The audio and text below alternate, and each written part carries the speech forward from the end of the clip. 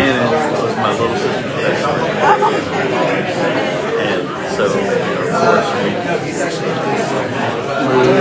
I lived all over Texas. She lived all over the U.S. I went to Ann Arbor. She was there. But I've been single for about 6 months. My sister called me. She said, "Hey, you should have come have breakfast with me." So they get like 12-year-old, 13-year-old. She grew up and it was all downhill from there. Or in a good way.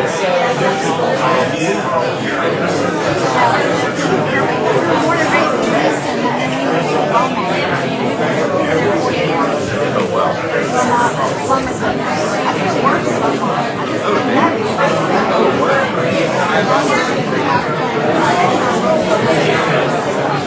Right there on 10.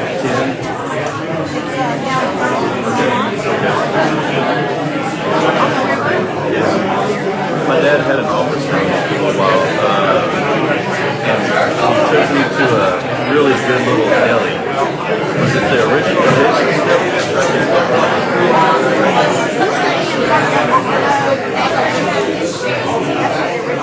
Oh, really?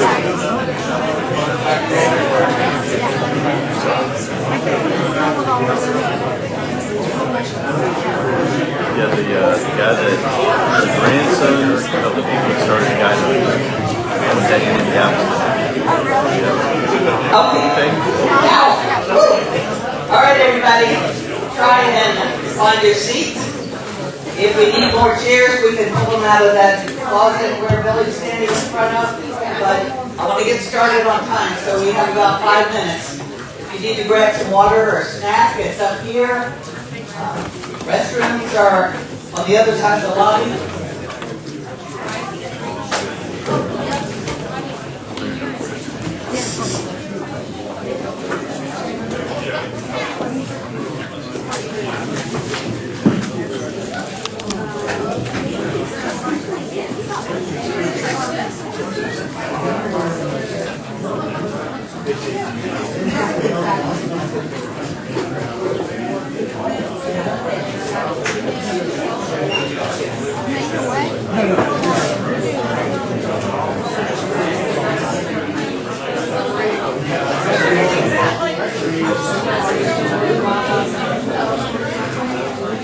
Yes, sir.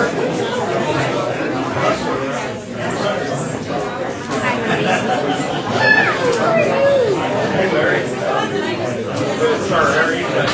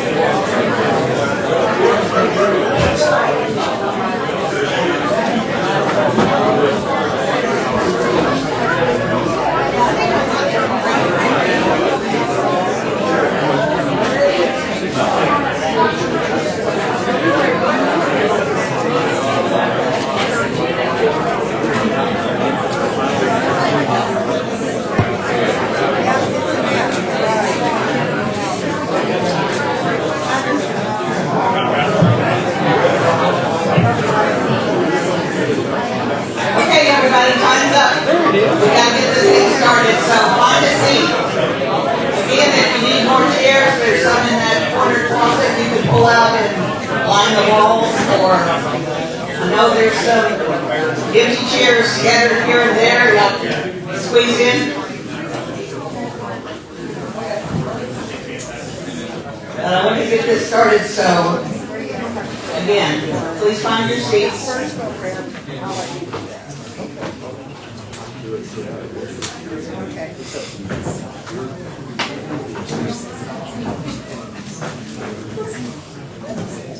Okay, I appreciate everybody coming out this afternoon and being willing to listen to these candidates and hopefully learn something, get a better understanding of what your candidate's about. And I want to thank Elvig, K-Buck Radio, Gary Dusek is over there. Andy Balin with the Fayette County Record is here. They're live streaming that on Facebook. K-Buck is broadcasting on the radio. And then William Burnson is also videoing the entire forum, and it will be posted on our Fayette County Republican Party website no later than tomorrow morning. Tonight? Woo! Okay, you go. So, the good thing about William's video is he does cut out all the extraneous stuff that you really don't care about, like the breaks and the repetitions and stuff like that. So, it'll be a little bit shorter, plus you can speed it up just a little bit to help you get through it. So again, thanks everybody for coming out. A little bit of housekeeping. We've got water and some refreshments over here. The bathrooms are on the other side of the front lobby if you need them. There's also index cards for audience questions for the candidates. First, we're going to go through some prepared questions that our committee has put together, and then we'll take a short break and collect audience questions and go through those. Just be sure, if you're writing out a question, make sure that it's not targeting a single individual candidate, that it would apply and get a response from either candidates, because both candidates are going to have an opportunity to respond to all the questions. So the order we're going to go in today, we're going to start with the county chair race, then we're going to the county attorney, next the House District 85 race, and then finally the Congressional District 10 race. So that's how it's going to be this afternoon. So to get us started, please stand for the invocation and the pledges. Heavenly Father, thank you for bringing us here safely and allowing us to gather together this afternoon to hear from our Republican candidates. Lord, you have blessed us with the freedom to share opinions and participate in the political process. Help us to open our hearts and minds to the information we will hear today. Please guide us to base our upcoming voting decisions on those who are seeking election to be true public servants. Let us choose those who want to make Fayette County and Texas a better place to live with their hard work, honesty, and integrity. Finally, dear Lord, see us all home safely after this forum. In Jesus' name we pray. Amen. Amen. And now the pledges to our flag, starting with the American flag. I pledge allegiance to the flag of the United States of America and to the republic for which it stands, one nation, under God, indivisible, with liberty and justice for all. And now the Texas flag. Honor the Texas flag. I pledge allegiance to thee, Texas, one state, under God, one and indivisible. Yeehaw.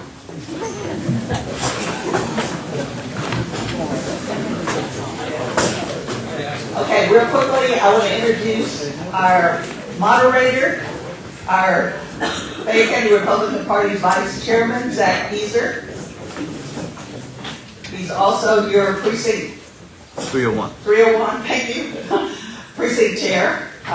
We have Diane Petrus, his lovely assistant. Sherry Tolbert is our timekeeper, and her assistant is Frank Smith. So I appreciate all the help I got today. Those of you who are working the information desk, the sign-in desk, of course, David Stahl, who's our audio guru guy, and his lovely wife, Linda. And Kimberly Rutledge is also helping us out on the video with that. She is your Winchester Warda Precinct Chair. And of course, William Burson is your Plum and West Point Precinct Chair. So again, I appreciate all of them. Oh yeah. And also want to recognize Billy Rich, who is helping us out with security. Thank you, Billy. He was at our Schulenburg forum and helped there too. We've got a couple of elected officials in the audience. Jeff Steinhauser, our district judge, thank you. And former county judge Ed Janetska is here somewhere. Hiding in the back. Okay. Any other elected officials that I have recognized? Of course, the candidates. Mr. Kitzman's here. Anybody else? Okay, so we're going to get this started. I'm going to turn this over to our moderator to read the rules to you, and we'll get started.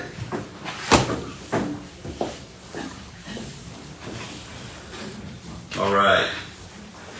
Rules are for no-show candidates who send a representative, we'll allow that person to make opening remarks about the candidate, but not to answer questions. For no-show candidates who send no representative, I will read their statement or excuse if provided. Forum rules, candidates should silence all electronic devices when seated for questions.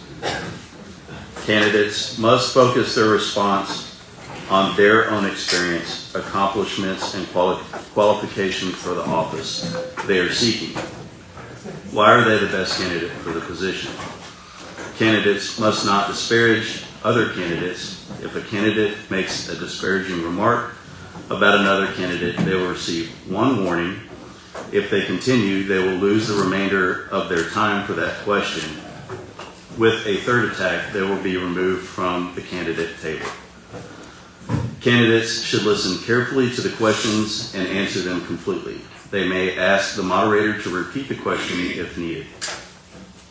Each candidate must pay attention to the timekeeper cards right here to my right.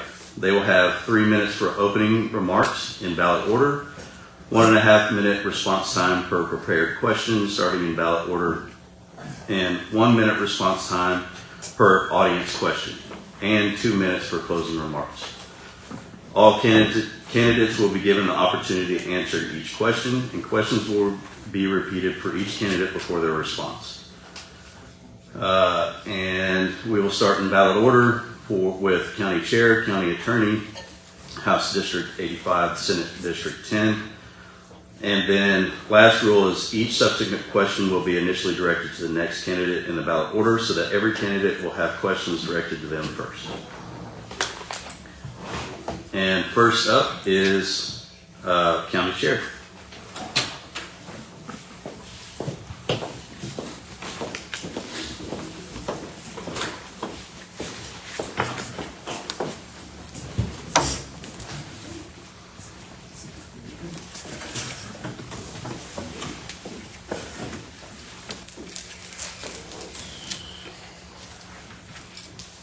All right, so we have 3 minutes for opening remarks in ballot order. Michael is first. Hi, my name is Michael Schlabach. Please forgive me if I'm a little slow today. I've been with that bug this week, so I'm not on top par. But my name is Michael Schlabach. I'm running for Fayette County Chairman. I'm presently on a small business in Ellinger. I'm the president of the Chamber of Commerce there, and I'm also the secretary of the Ellinger Sewer and Water Corporation. I work with the Ellinger Sewer and Water Corporation now for the last 3 years. I've been able to get funding from Texas Water Development Board, the General Land Office. We have over $3 million improvements coming into that. You can ask anybody in the town of Ellinger, since I've worked with the chamber, what we brought in, what we've done, we've improved it 100%. I plan on doing the same thing for this party.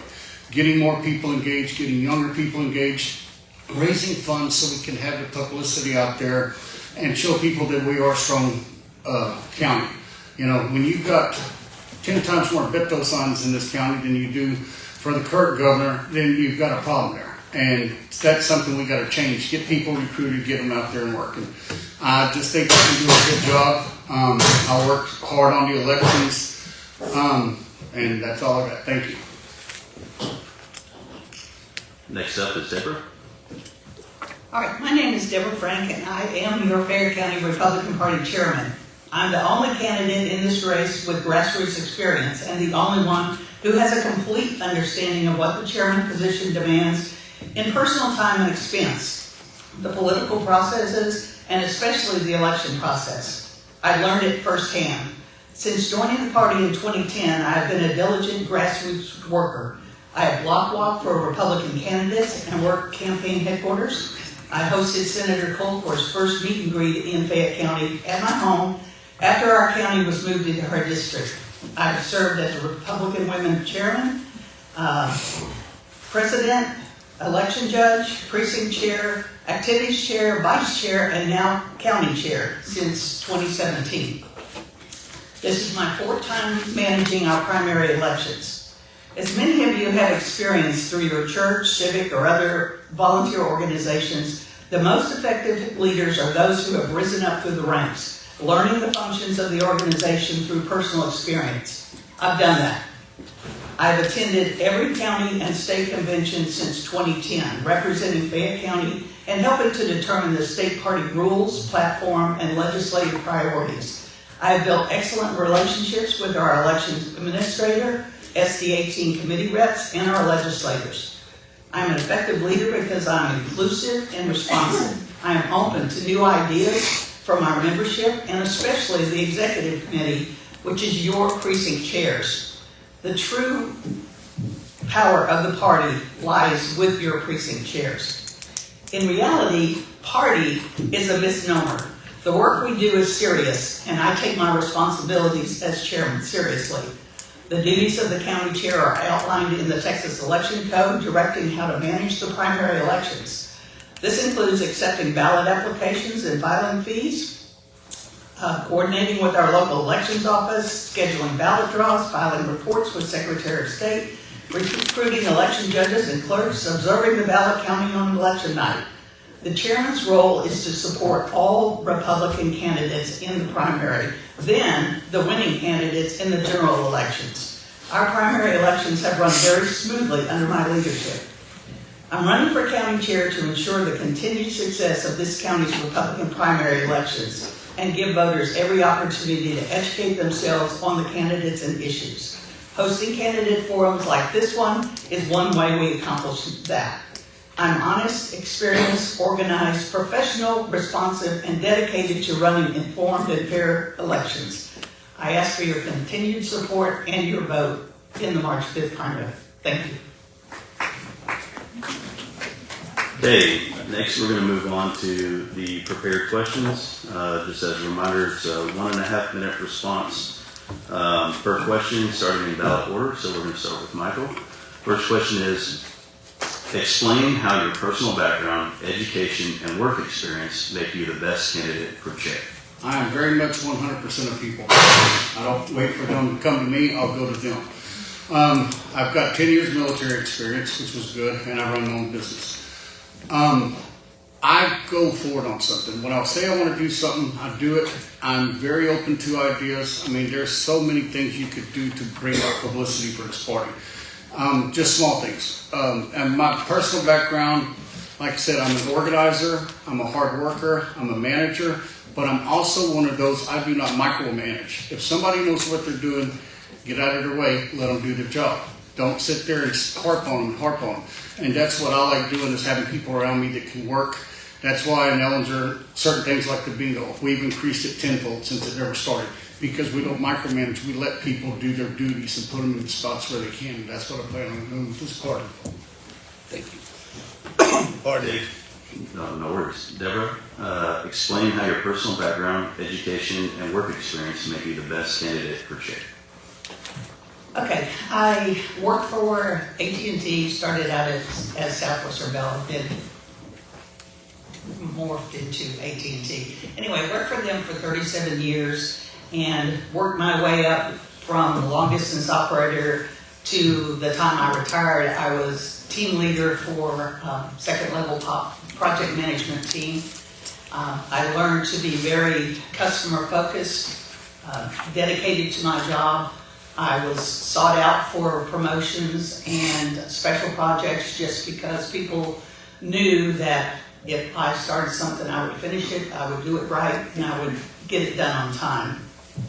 After moving to Fayette County, a few years later, I retired from AT&T and went to work for Bus Title here in Grange. But again, my customer service focus was the main priority, doing the job right and on time.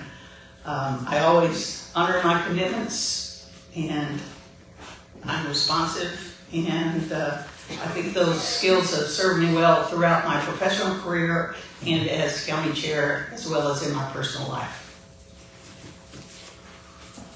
Question number 2, we're going to go to Deborah first. What was your motivation to seek this position? Well, as I mentioned in my opening statement, I've been involved in the grassroots of this Fayette County Republican Party since 2010, and working up from a grassroots volunteer to precinct chair to vice chair to now chairman. I feel that I've really accomplished a lot with this party.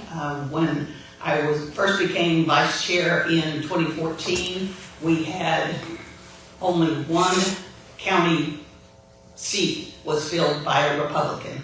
Now, after this primary, all 19 county elected offices will be held by a Republican. We've increased voter turnout, and I just want to continue those accomplishments. Michael, question number 2. What was your motivation to seek this position? Unity and build. To me, in my opinion, the Republican Party in Fayette County is kind of split. There's not a lot of, if you notice, there's not, when you have events, already elected officials attending them. There seems to be a diversion there. I can't quite explain it. Also building upon it. As our youth grows up and moves away, we have a lot of people moving in. So in 10 years, it is going to flip. His script is going to start to flip. We've got to start getting younger people involved, and that's been what I've said from the beginning. When you go to college, the first thing they're going to do is try to indoctrinate you into more of a liberal way of thinking. All your papers, everything. My goal is to get the younger people involved, bring them into the party, and also unite with more of the candidates, past, present, and future. Thank you. Question number 3. Michael, you first. Describe your experience and participation in local elections and party activities. Only party activity I can really say I went to Trump rallies, but no. But in all seriousness, local activities. I'm very civic minded. I'm, like I said, president of the Chamber of Commerce. I worked my way to that point. I became a board member for the Elvig Sewer and Water, and I basically am the face for them in Austin, dealing with the TCEQ and things such as that.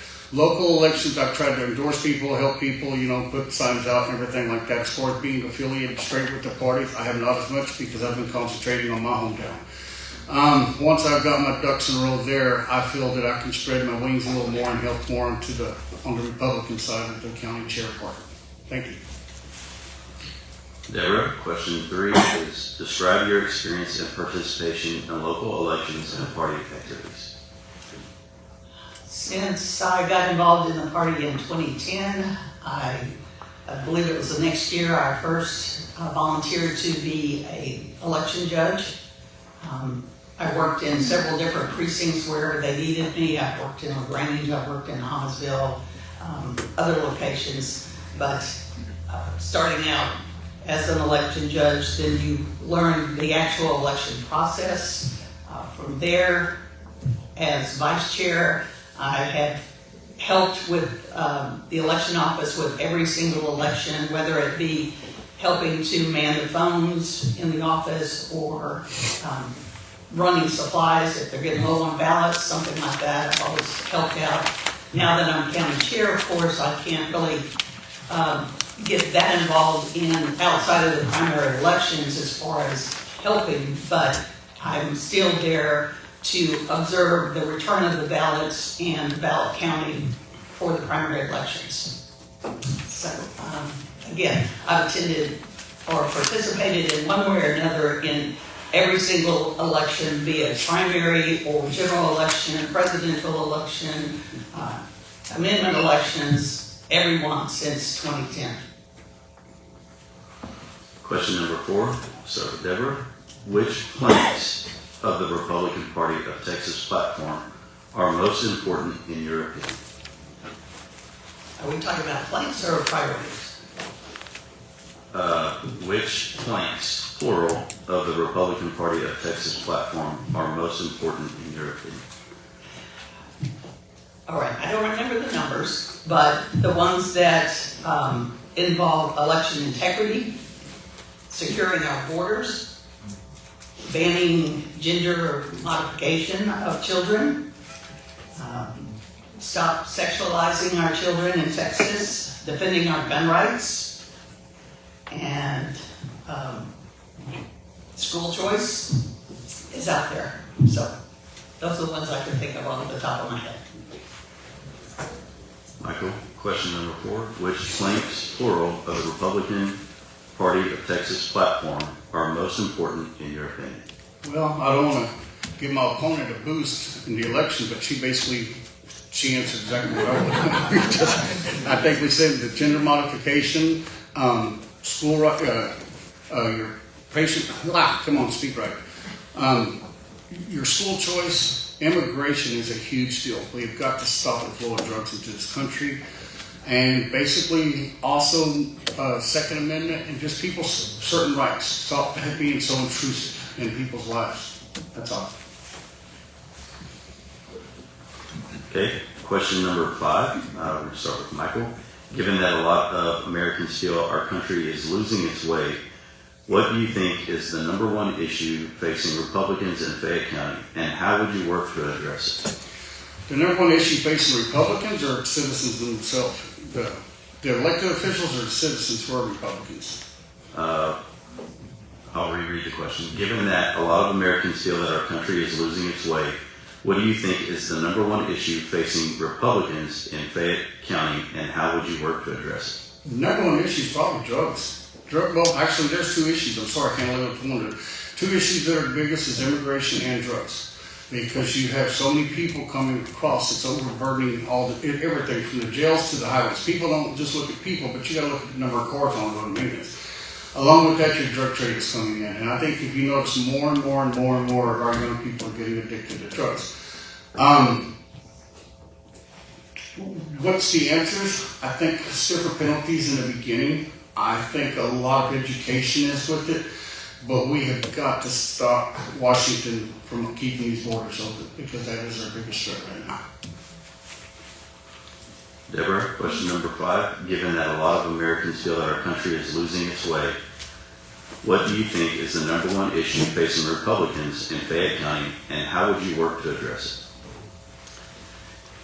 it? I think a lot of us have lost faith in some of our representatives that we've elected. We've sent them to the State House with certain priorities that we just talked about the last question, and we're not seeing those priorities met, or even sometimes not even discussed, even though the Republican Party itself or our government, our governor has made those priorities supposedly, first to be addressed, and we're seeing them being ignored. So I think that concerns us as voters, that we elect these representatives, send them out to represent us, and then we feel like they have failed us because they haven't fulfilled our priorities. Okay, question number 6. Deborah, describe what grassroots means and how it applies to the structure of the Republican Party of Texas.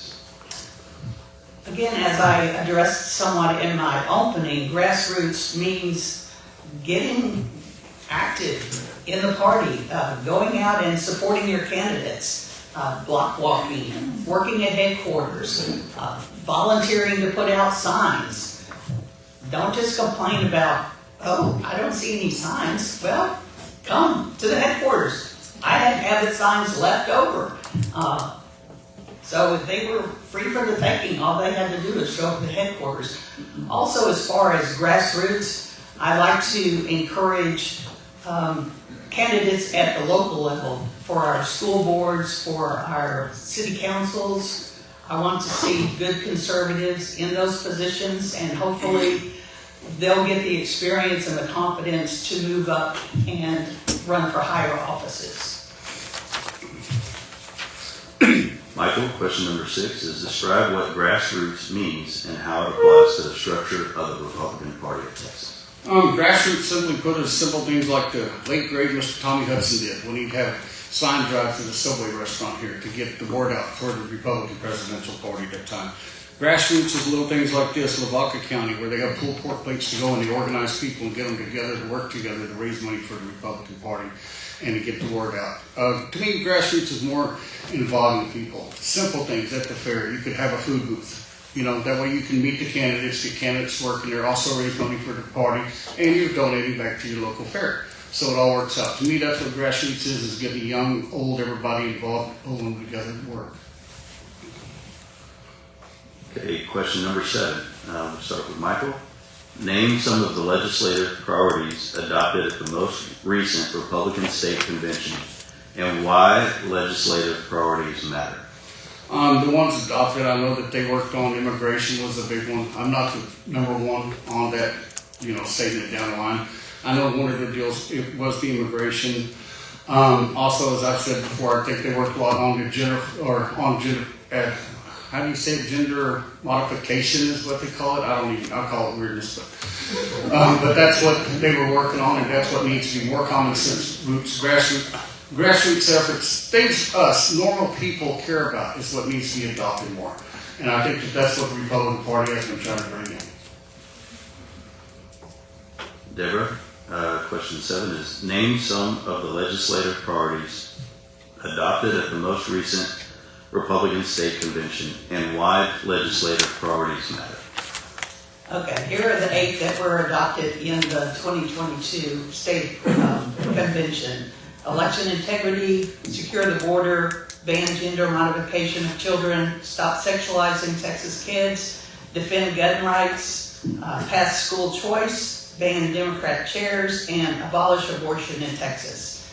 And they're important, like I said earlier, because these are the issues that the grassroots voters want our legislators to focus on. These are the problems that we want them to try and fix.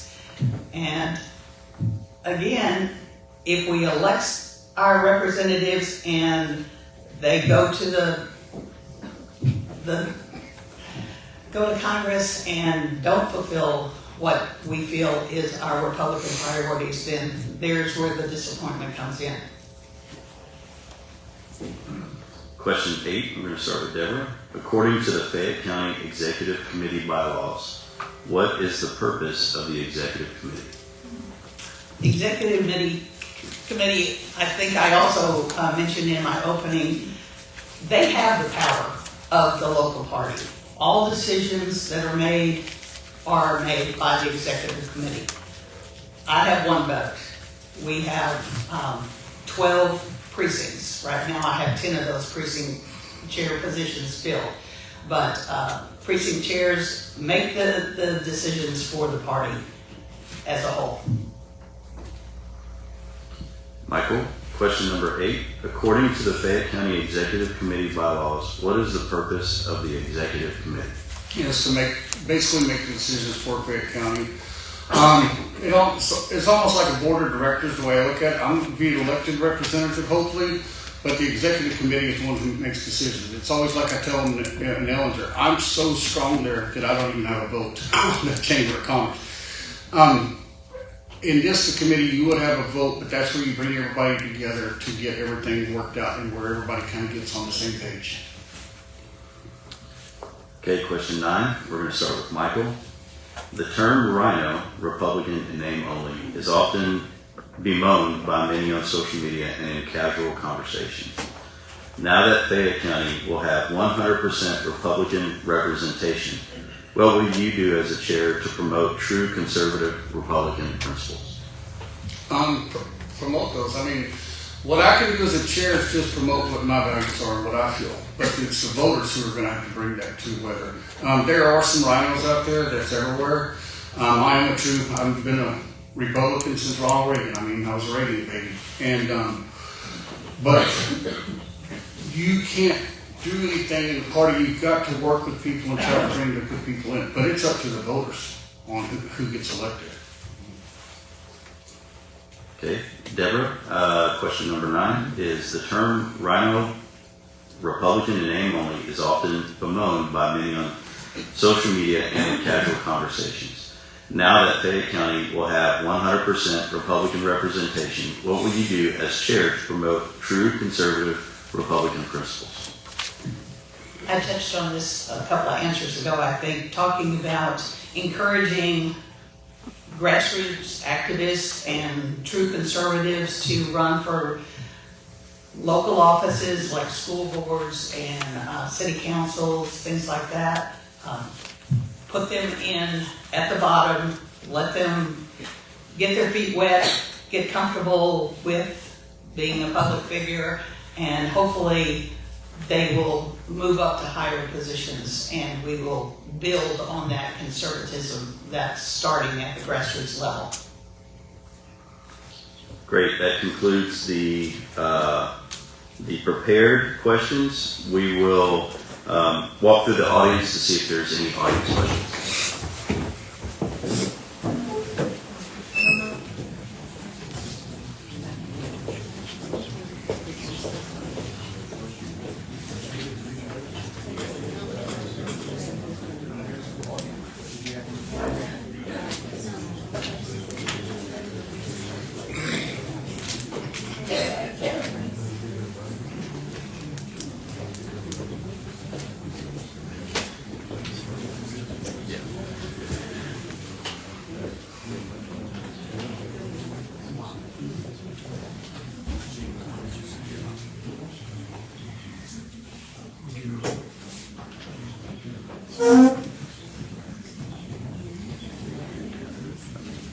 What are your thoughts on? What would you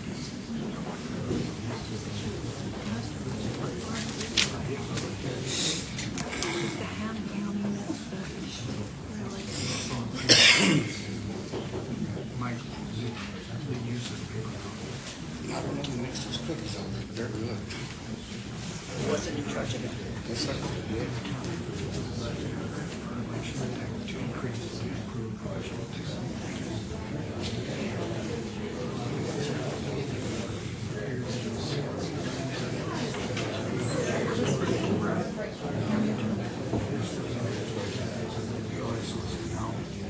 we've asked this question before.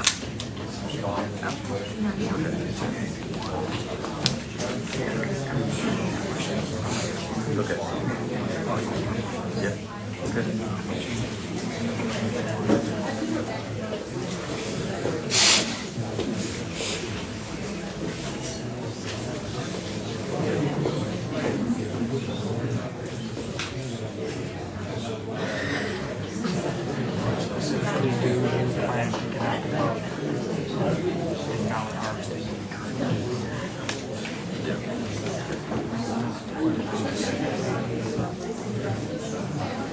Would you, do you plan to? Hi. Yeah. Okay. I like it. You got 3 of them? Yep.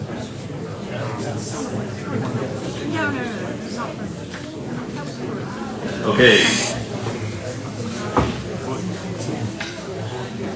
We got 3 questions from the audience. And we will start with Michael.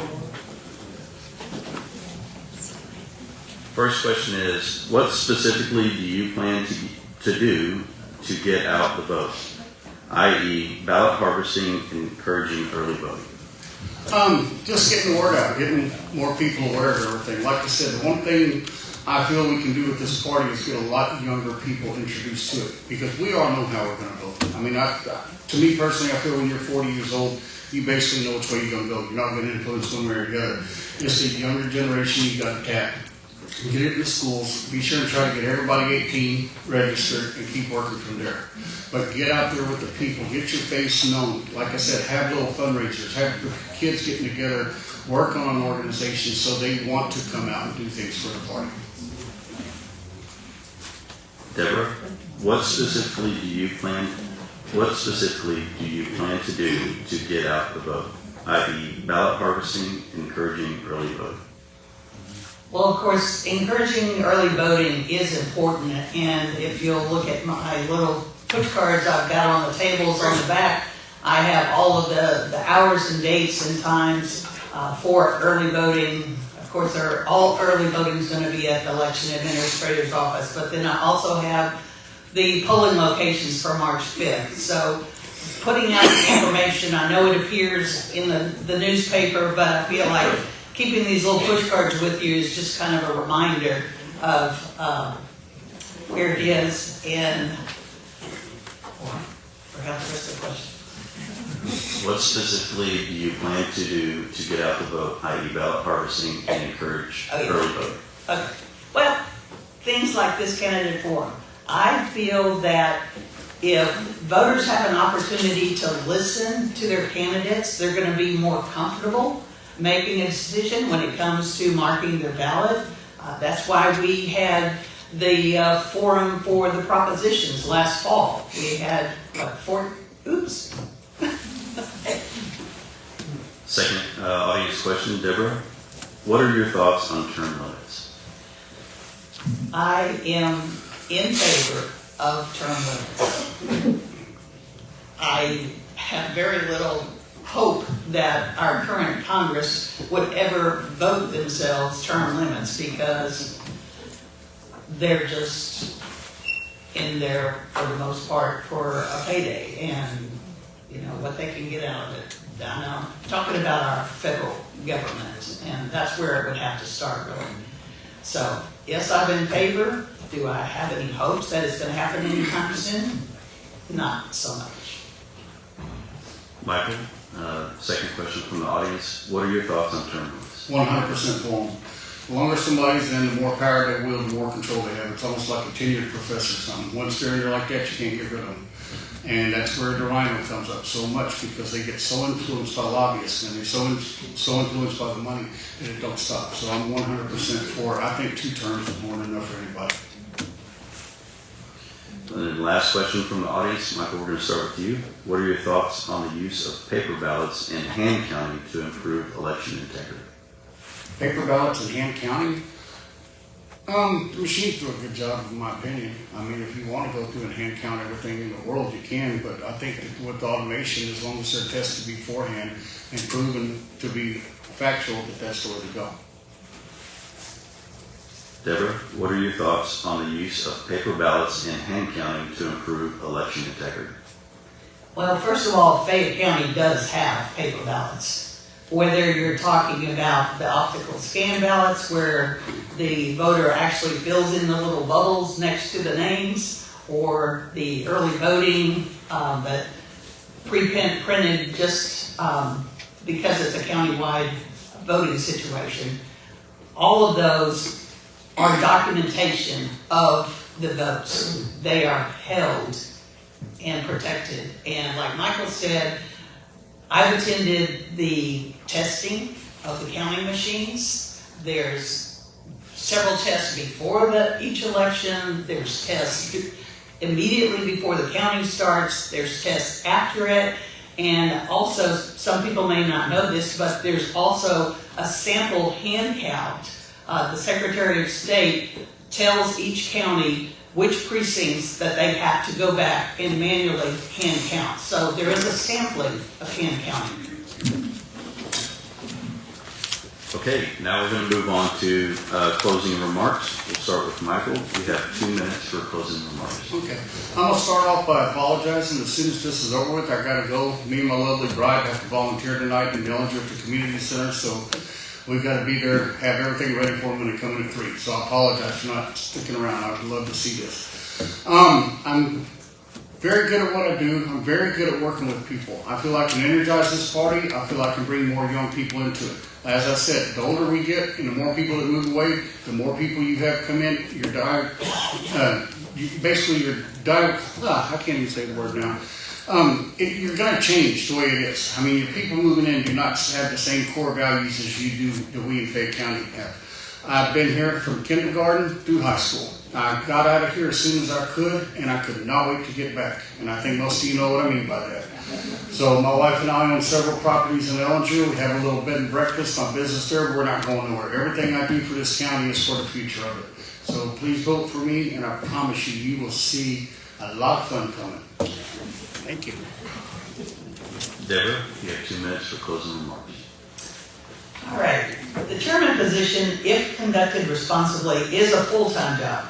It's a volunteer job, which requires daily, year-round commitment. I'm proud of what I've accomplished. Since I became chair, we have established a Facebook page, a YouTube site, and an outstanding website. We host quarterly meetings with excellent speakers on current topics. We began hosting candidate forums with the first primary I managed. We opened a candidate headquarters during presidential election years to distribute candidate materials and, yes, candidate signs. We are fiscally conservative, able to cover our necessary expenses with free will and in-kind donations. Prior to 2014, when I became vice chair, Fayette County had only one Republican in elected county offices. After this primary, Republicans will hold all 19 positions. I recognize the desire to engage the youth. In fact, I have hired student election clerks in the past several election cycles. We also have youth participation in our annual parade entries throughout the county, at our booth at the 4-day Fayette County Fair, and at these forums. I appreciate the parents who encourage their children to participate in political activities. I also know that there are many other activities that take priority, such as school, sports, church, and family. Elections are the key to our freedoms. I will continue to take my chairman responsibilities seriously. I am proud that the executive committee and voters have put their trust in me over the past 7 years, and I invite you to join us and work with us to preserve conservative values and election integrity in Fayette County. I ask for your continued support and your vote in the March 5th primary. Thank you. Thank you. Good job.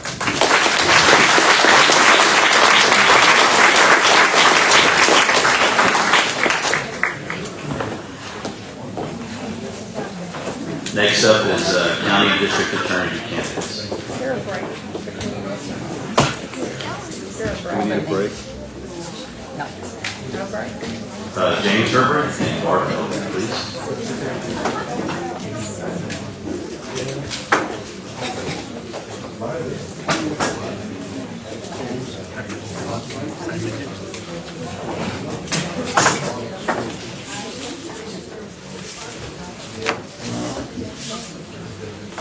Okay, gentlemen, I'm going to read the forum rules one more time. Candidates should silence all electronic devices when seated for questions. Candidates must focus their response on their own experience, accomplishments, and qualifications for the office they are seeking. Why are they the best candidate for the position? Candidates must not disparage other candidates. If a candidate makes a disparaging remark about another candidate, they will receive one warning. If they continue, they will lose the remainder of their time for that question. With a third attack, they will be removed from the candidate tables. Candidates should listen carefully to the questions and answer them completely. They may ask the moderator to repeat the question if needed. Each candidate must pay attention to the timekeeper cards. They will have 3 minutes for opening remarks in ballot order, 1.5 minutes for response time per prepared question, starting in ballot order, and 1 minute response time per audience question, and 2 minutes for closing remarks. All candidates will be given the opportunity to answer each question. Questions will be repeated for each candidate before their response. Each subsequent question may initially be directed to the next candidate in ballot order so that every candidate will have questions directed to them first. All right, so first candidate order is James First question is, explain how your personal... Get an opening statement. I'm sorry. Y'all have 3 minutes for opening remarks, starting in ballot order with James. Thank you. Good morning. My name is Herbrich. I am the Assistant County Attorney here in Fayette County. I've been your Assistant County Attorney for 19 years. As the Assistant, you guys have invested in me and trusted in me to handle your cases. I've handled both felony and misdemeanor cases. I've handled protective orders, CPS cases, traffic court cases. I've advised law enforcement in all aspects of criminal prosecution. I've handled over 20 felony trials to a jury. I've handled many more trials to the bench. We have received many life sentences here, trying cases in Fayette County. I've tried felony cases in Victoria County and one felony case in Lee County. I've had a lot of experience handling and doing the job of the county attorney's office. I'm here with my wife, Shannon Herbrich. Together we have 5 children. I am a Republican, I am a Christian, and I am a conservative. I ask you for your vote because I believe I am the most experienced candidate for this job. Thank you. All right, Mr. Marco Elvig, you have 3 minutes for opening remarks. Good afternoon. You all know by now that this is my home, and I've been quite active in Fayette County. In consideration of time, I want to focus my remarks. First issue is crime and information. There is zero information on the Fayette County website about the county attorney's office and no information about crime. I will change that because the citizens have the right to know. The incumbent did say in the paper that the felony caseload has more than tripled since she took office in 2005. So I've gone to the district clerk's office to see what statistics they have. The current reporting period in their records for felonies starts September 1st, 2010, and I looked through December 31st, 2023, 13 years. In those 13 years, the records show only 20 felony cases that tried to verdict. And some of those were tried by the State Attorney General's office. The report also shows that during this same period, in 1,085 cases, felony cases, the defendant received deferred adjudication. Deferred adjudication means a plea bargain is reached. There is no trial, no adjudication of guilt, that's what's being deferred, and no jail time. This would include the Rafael Ramirez case I've addressed before. By comparison, I looked at Colorado County, Columbus. The same report filed by the district clerk in that county during the same 13-year period shows 111 cases tried to verdict, and only 803 defendants received deferred adjudication. I think those statistics need to be more in line in Fayette County. Staffing of the office. In the first forum, my opponent said 2 things. One is that he does not believe he's the best candidate, he believes the incumbent is. She's not running. But then he said, quote, and I believe my boss is going to be willing to stick around and work for me, close quote. That would mean no change in the people in the office. The incumbent withdrew from the Democratic primary after I filed in the Republican primary by calling her the best candidate and having plans for her to stay in the office. They are merely shuffling the deck with the same cards. But more importantly, they are avoiding having her face a contested election as a Democratic candidate, yet still remain active in the office. I think people can see that for what it is. The issue of experience. I am a lifelong Republican, and I have 40 years of legal experience, including 22 years of trial work and leading a law department at the company I worked at. So I'm told by officials that Mr. Herbert handles misdemeanors and non-felonies. I'm not running for his job. Thank you. I think that's it. Okay, now we'll move on to prepared questions. Sorry about that. 1.5 minutes for each response. Starting in candidate order. James, first question is, explain how your personal background, education, and work experience make you the best candidate for county attorney. My undergraduate degree was in nursing, which actually comes up quite a bit in the job that we do. I then went to law school. I've been practicing criminal law. I've been practicing in the county attorney's office for 21 years. I've tried to a jury 20 cases, but the majority of cases are not tried to a jury. I've had over 70 trials on protective orders. I've had over 100 trials on CPS cases. I don't even know how many trials I've had on criminal cases, but they've been a lot. I'm the only one who's actually done this area of the law, and I like to compare it to being a doctor. When you're a heart surgeon and you've done heart surgeries for 30 years and someone needs a brain surgeon, are you going to ask the guy that's done heart surgeries for 30 years, or are you going to ask the proctologist? Who are you going to ask to do your heart surgery? Who are you going to ask to do your brain surgery? You're going to ask someone that's practiced in those fields. And this is very much like that. Criminal law is very different than civil law.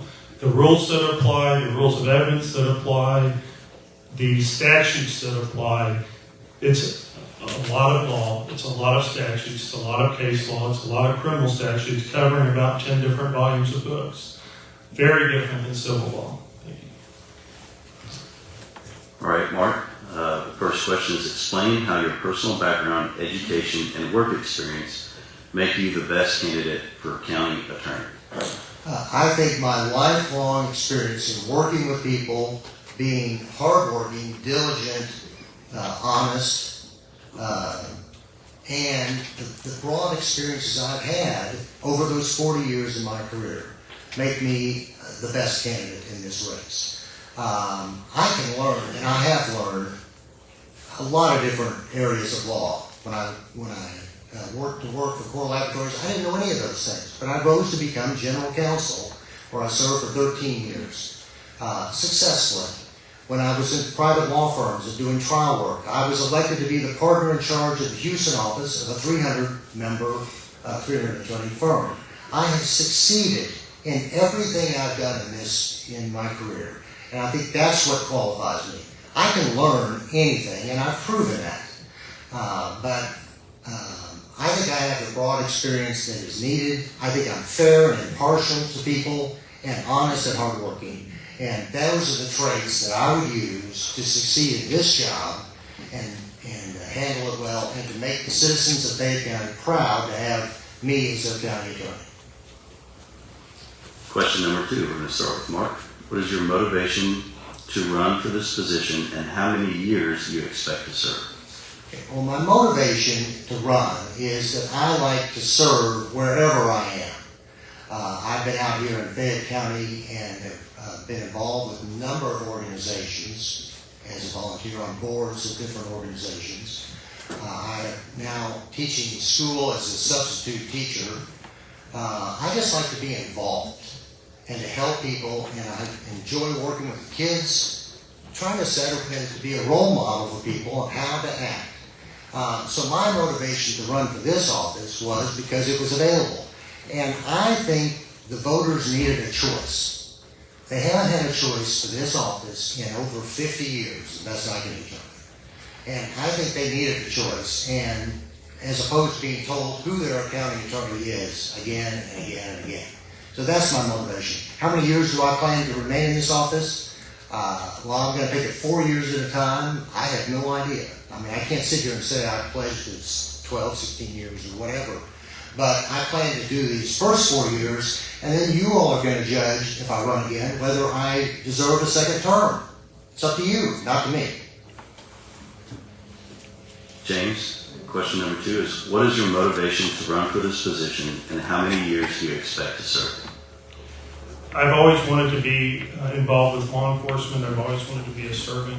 In high school, I was a volunteer EMT for a Fayette County EMS. Several of the paramedics on the ambulance were police officers. I got involved and excited about prosecution and visiting with those guys. I did several ride-alongs when I was a youth here.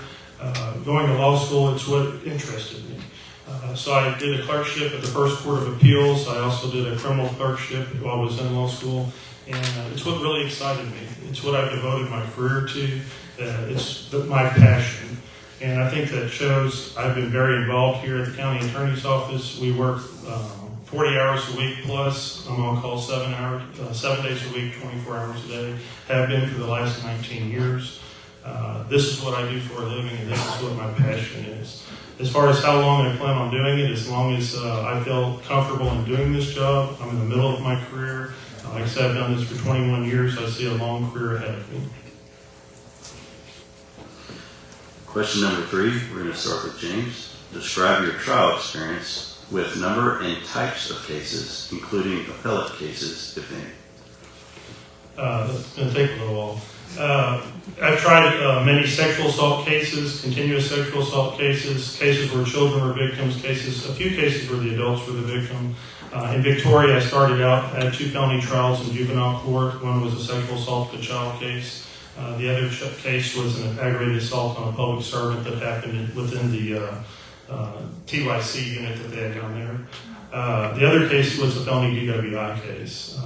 On the misdemeanor side, I had 6 DWI trials. I had 1 theft by check trial.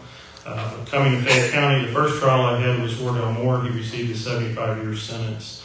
And that was an aggravated assault with a weapon case. I first chaired a murder trial here. The last case I tried was in Lee County. It was a theft of cattle. The defendant received a 50-year sentence. I've had I had 20 felony trials. I've had probably 12 misdemeanor trials. I've had 2 CPS trials that went to a jury. One was in Victoria, one was here. Then I had 70 protective order trials, all to the bench. I've had over 70 CPS trials to the bench, and numerous other criminal trials to the bench, and mainly sexual assault cases. I did participate in several murder trials as well, preparing for those, but the biggest one was still in Nelson, where I first chaired that murder trial.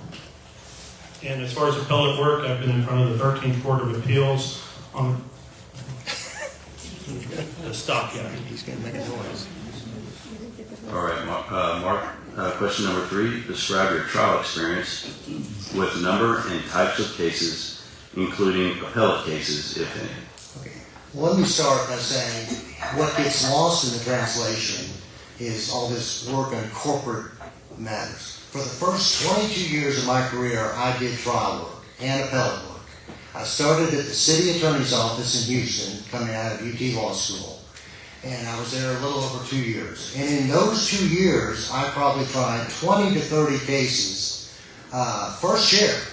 I mean, some of them, the boss hands you a file at 10:30 and says, you're picking a jury at 1:30. You've never seen the file, you don't know any of the facts. You've got to figure out and think on your feet during those cases.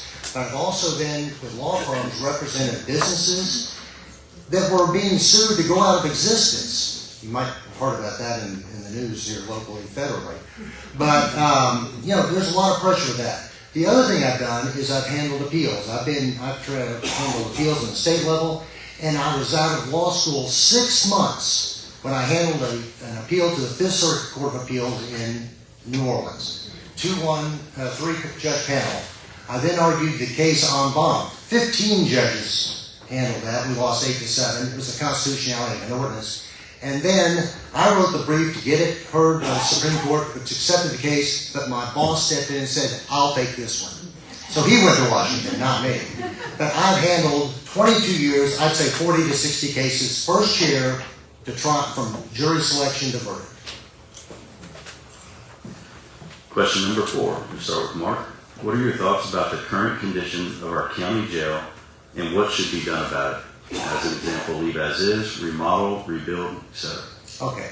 Well, I have talked to an official about the county jail and did so early in this campaign. I understand that there was a study conducted by the former county judge, or maybe the commissioner's court, that we're going to run out of room in this jail by 2028, I believe. And it takes 4 or 5 years to build a jail. My answer simply is we need enough room to house convicted criminals.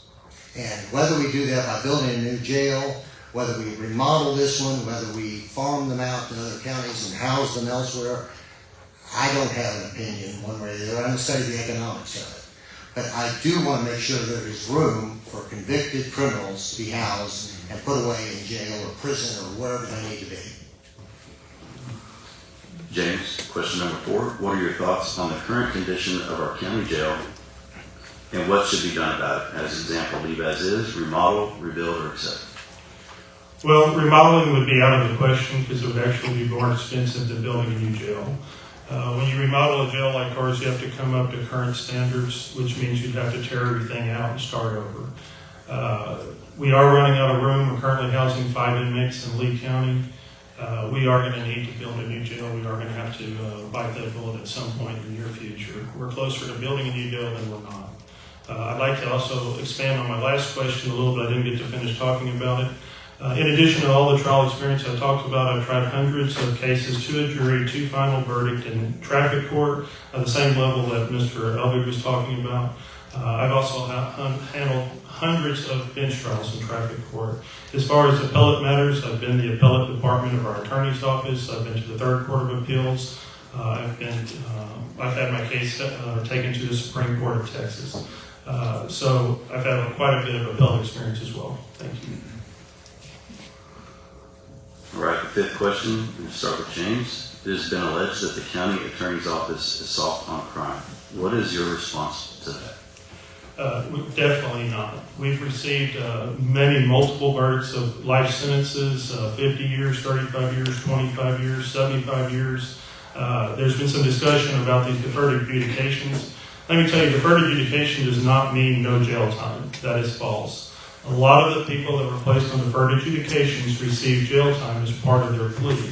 The really great thing about a deferred adjudication is it leaves the whole punishment range open for the offense. Where if you give a straight probation, you can only probate 10 years of a sentence. There are many people that are giving deferred adjudications because if they mess up, they're still looking at life. And we've revoked people's sentences and sentenced them to life. We've also put them on probation many times and sentenced them to drug treatment. They remained in the Fayette County Jail until a bed was available. Some of that drug treatment was at a SAFE, a substance abuse felony punishment facility, for felonies that are 3rd degree or higher. That is a 180-day program. For state jail felonies, that's a 90-day program. That program is in the penitentiary. So many of these deferred adjudications that he's talking about, they actually receive significant jail time. That safety program, when you get out, you go to a halfway house for another 6 months. That's an inpatient treatment. And so that's a whole year you're away from Fayette County. And then after that halfway house, you still see a counselor for another 6 months. Mark, question 5. It has been alleged that the county attorney's office is soft on crime. What is your response to that? I believe it is in my discussions with the officials of the county. Again, I'm not attacking my opponent. I don't think it's his responsibility to set the tone or the agenda for this county attorney's office. That's the county attorney's job. So I'm not blaming him for any of the statistics that I've just read or any soft on crime. That decision is made by somebody else. If I'm elected, it will rest with me. But in talking to officials, what they tell me is, because I asked them, I said, are these statistics right? Am I reading this right, that there's been only 20 trials in the last 17 years, and these deferred adjudication cases? Yep, that's right. With the comment, yeah, they plead everything out. I'm just going by what I'm told. That's all I have, is there is no information published. So I think it is soft. I'd like to be harder on crime and criminals, because I want the reputation to be that I better not commit a crime in Fayette County, because I am facing some severe consequences if I do. And I don't want crime to happen anywhere, but I sure don't want to happen here, and jeopardize the safety of our citizens. So I will set a new tone that I think will get after the criminals. Question number 6. Start with Mark. Regarding restrictions specifically on gatherings and business closures forced upon us by the state during the COVID crisis, what was the constitutional basis for these mandates, and do you support them? Well, this question came up, as I recall, in the first forum, and I think I said, no, I don't support them. And left it at that. But, I haven't studied the constitutional basis for the mandates. I think they went too far. But fortunately, we were in Texas, and Texas was a lot less restrictive than other states. In fact, there are still states that are heck of a lot more restrictive 4 years later. So I can't answer the question as to the constitutional basis and give you a treatise on that, but I was not in favor of the mask mandates and the what I think was overly burdensome restrictions on public gatherings and that sort of thing. James, question 6. Regarding restrictions specifically on gatherings and business closures forced upon us by the state during the COVID crisis, what was the constitutional basis for these mandates and do you support them? I don't believe there was a constitutional basis for the mandates. We did not support them. We did not issue any tickets for failing to wear a mask. We did not enforce any mask mandates. We advised law enforcement not to enforce mask mandates. We believed it was unconstitutional from the beginning. Question number 7. James, in your opinion, what are the consequences of the massive influx of illegal aliens into Texas posed to Fayette County, and how do you think it affects the workload of the county attorney's office? It's very much increased our workload. We have a lot of arrests that have happened on I-10, on 77, on 290, on Old 90. These drugs are flowing through our county. They're not stopping here. We also have a lot of drugs that do make it here. But we're seeing a lot of drugs that are being hauled through our county, and it's because those borders are wide open. 10 years ago, the drugs were made locally, which was very dangerous, but we don't see any local labs anymore. We're not knocking down any methamphetamine labs in the county anywhere because they've been made so cheap in Mexico and in China. All of our methamphetamines that we have in this country come out of Mexico. All our fentanyl comes out of China. Some of our meth comes from China, but it does funnel through Mexico. All of the drugs you're seeing, they're coming from other countries. They're not being made here locally anymore. It's much cheaper for the cartel to make them in Mexico and in China. It's much safer for them to make it down there because there's no enforcement down there. And it free flows across our border. Mark, question 7. In your opinion, what are the consequences of the massive influx of illegal aliens into Texas posed to Fayette County, and how do you think it affects the workload of the county attorney's office? Well, it's pretty hard not to agree with what James said. Our country's been invaded from Mexico, from China, from other countries, but across the southern border, which is wide open, despite protestations by the current administration that it isn't. And I think that has terribly affected the safety of Fayette County citizens and all throughout the state and all throughout the country. So I agree, it's a problem. But how do we deal with it? And, you know, I keep coming back to this Romero case. He was an undocumented or a migrant who'd overstayed his visa and received deferred adjudication when it was out. There was no jail time in his case. That's what it says in the order. And he was placed on 5 years adjudication. I want to take a look at migrants who come in and commit crimes. I think they deserve heightened sense of scrutiny, and to address that and to make us as safe as we can be, given the invasion of our country that's being allowed to happen. Mark, question number 8. Given that federal agencies like the Bureau of Alcohol, Tobacco, Firearms, and Explosives are publishing unconstitutional rules banning things such as forced reset triggers and pistol braces, and given that many law-abiding Fayette County citizens could be deemed felons overnight, how would you approach cases involving violations of such rules, and what would you recommend be done to protect our citizens? Well, as a lifelong Republican, I'm a very strong Second Amendment believer. I'll just say that generally. But my job as a county attorney, because I can't sit here and prejudge a case 6 months, a year, 2 years from now that may come up. I have no idea the facts and the law that will apply to that case. My job as a county attorney and as an attorney is to look at the facts, look at the law, and then make the best informed decision and impartial decision I can to address whatever the crime is or whatever the alleged activity is. But I will start with the basis that I'm a very strong believer in the Second Amendment, and that will affect my view on things because I don't want those rights taken away or diminished for the citizens of this country.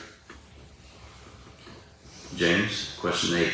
Given that federal agencies like the Bureau of Alcohol, Tobacco, Firearms, and Explosives are publishing unconstitutional rules banning things such as forced reset triggers and pistol braces, and given that many law-abiding citizens in Fayette County could be deemed felons overnight, how would you approach cases involving violations of such rules, and what would you recommend be done to protect our citizens?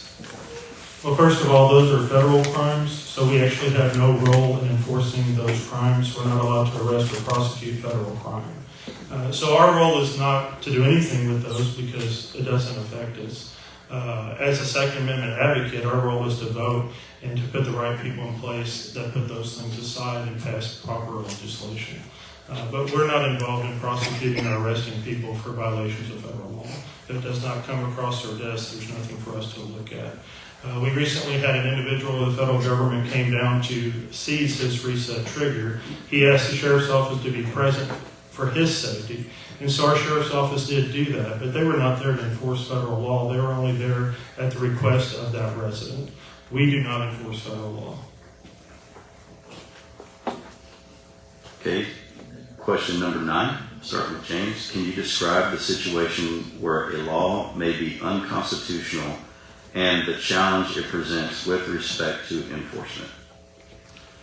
Well, with the mask mandate, the challenge was just getting the word out to law enforcement that we don't want you arresting anybody, we don't want you writing any tickets, it's unconstitutional.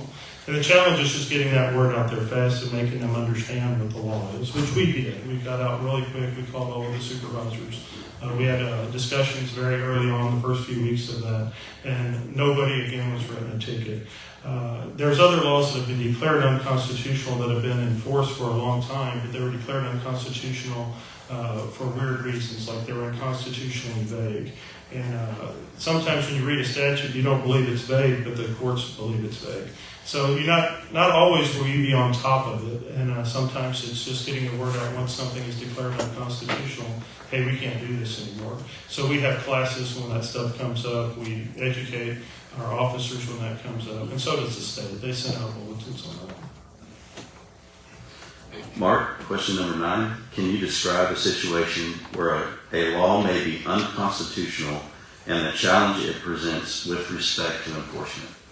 Well, let me go back to one of the very first cases I handled was defending the constitutionality of a city ordinance that sought to protect police officers during the course of their duties. It made it illegal to interfere, harass, and I forget what the rest of the verbs were.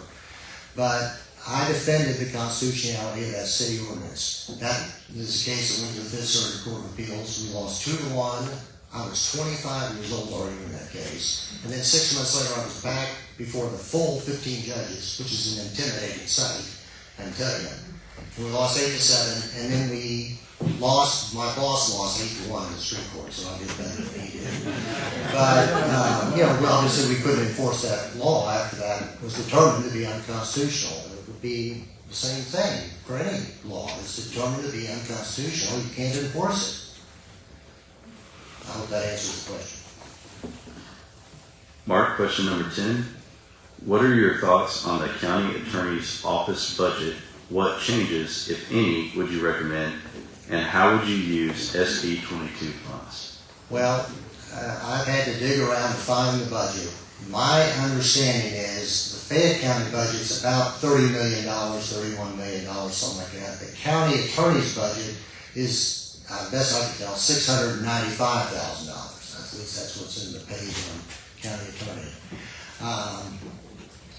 I'm going to fight for every penny I can to get resources to be able to combat crime, which I think is kind of the primary responsibility of the county attorney, acting as either the county attorney or a district attorney.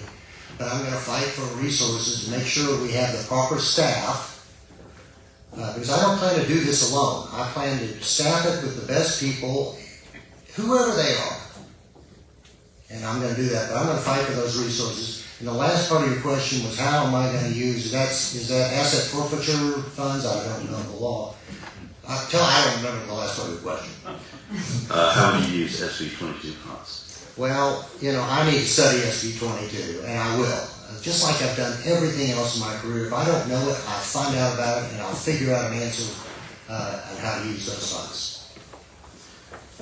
James, question number 10. What are your thoughts on the county attorney's office budget? What changes, if any, would you recommend, and how would you use SB 22 funds? Well, currently our budget is $695,000, but part of that budget is not spent. Some of it is for another attorney position that has not been filled, and another position is a victims assistance coordinator position that has not been filled. So of that $695,000, not all of that is actually utilized currently by our office. Senate Bill 22 is an amazing thing. It just came out. It's to help small counties, small prosecutors' offices, and small sheriff's offices. It's quite a bit of funding, so I don't see that we'll be asking any more funding from the court anytime soon, as long as that funding is there. That funding will help us, mainly it's to hire new prosecutors, hire prosecutors with experience, and so that will help us fill that other position. We haven't been able to fill the position just because the salary has been so low. So we'd be utilizing those funds to pay prosecutors so that we have well-trained, seasoned prosecutors. James, question 11. What continuing legal education have you taken in the last 4 years? Well, we're required to take, as part of our license, 15 hours of continuing legal education. All of the legal education I've taken has either been from TDCAA or from the Texas Municipal Court System. I usually take more than the 15 hours that are mandated. There's other legal education that I take that I don't get credit for, but it's by organizations that want to help prosecutors handle certain cases. And so we go to a lot of training that we don't get continuing legal education for, even though it's legal education. It's just not approved by the state. So we get training on how to deal with victims of sexual assault, how to deal with child victims, those sort of things. But all of the training and all the classes I take are for prosecutors, not for civil attorneys.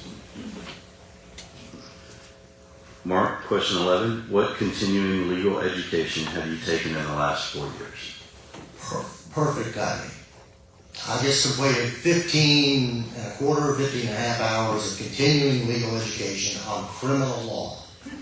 And reported that to the state bar, so I met my annual requirement. But I thought, let's not take it on some topic I already know something about. Let's take it on criminal law. So they covered all kinds of topics in 15 plus hours of that.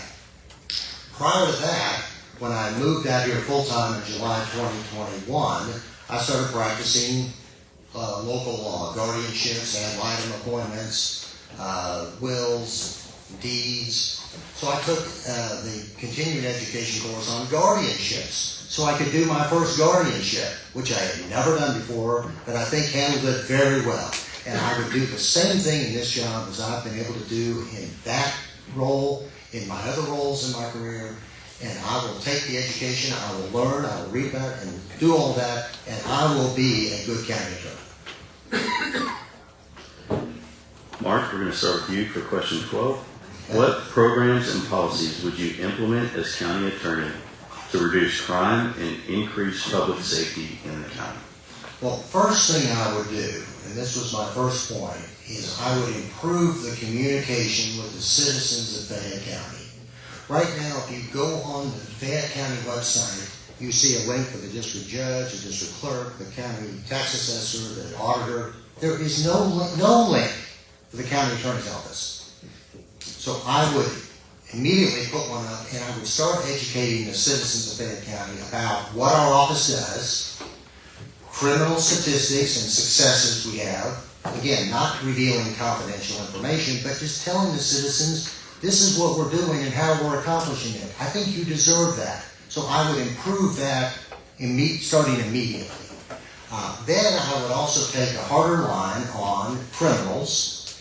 And I'm not going to say deferred adjudication is not appropriate ever, or a plea bargain is not appropriate ever, but I would take a harder line so that the criminals understand that they're facing jail time if they commit crimes, certainly felonies in Fayette County, because I want that word out to the criminals, and I want them to have us to have that reputation.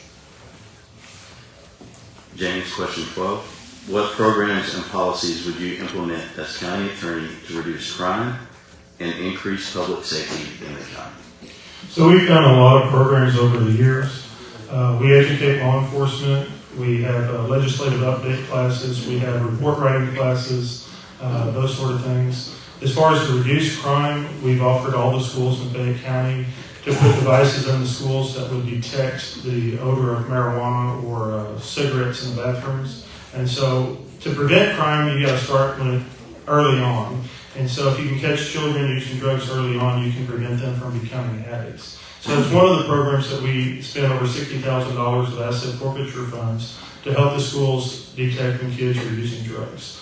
We also requested and were part of getting school resource officers in our schools. So before the state even mandated it, Flatonia, Schulenburg, and Grange all had school resource officers, and we were very involved in that program and educating those officers. There's a lot of rules that apply to SROs, so we're involved in that process.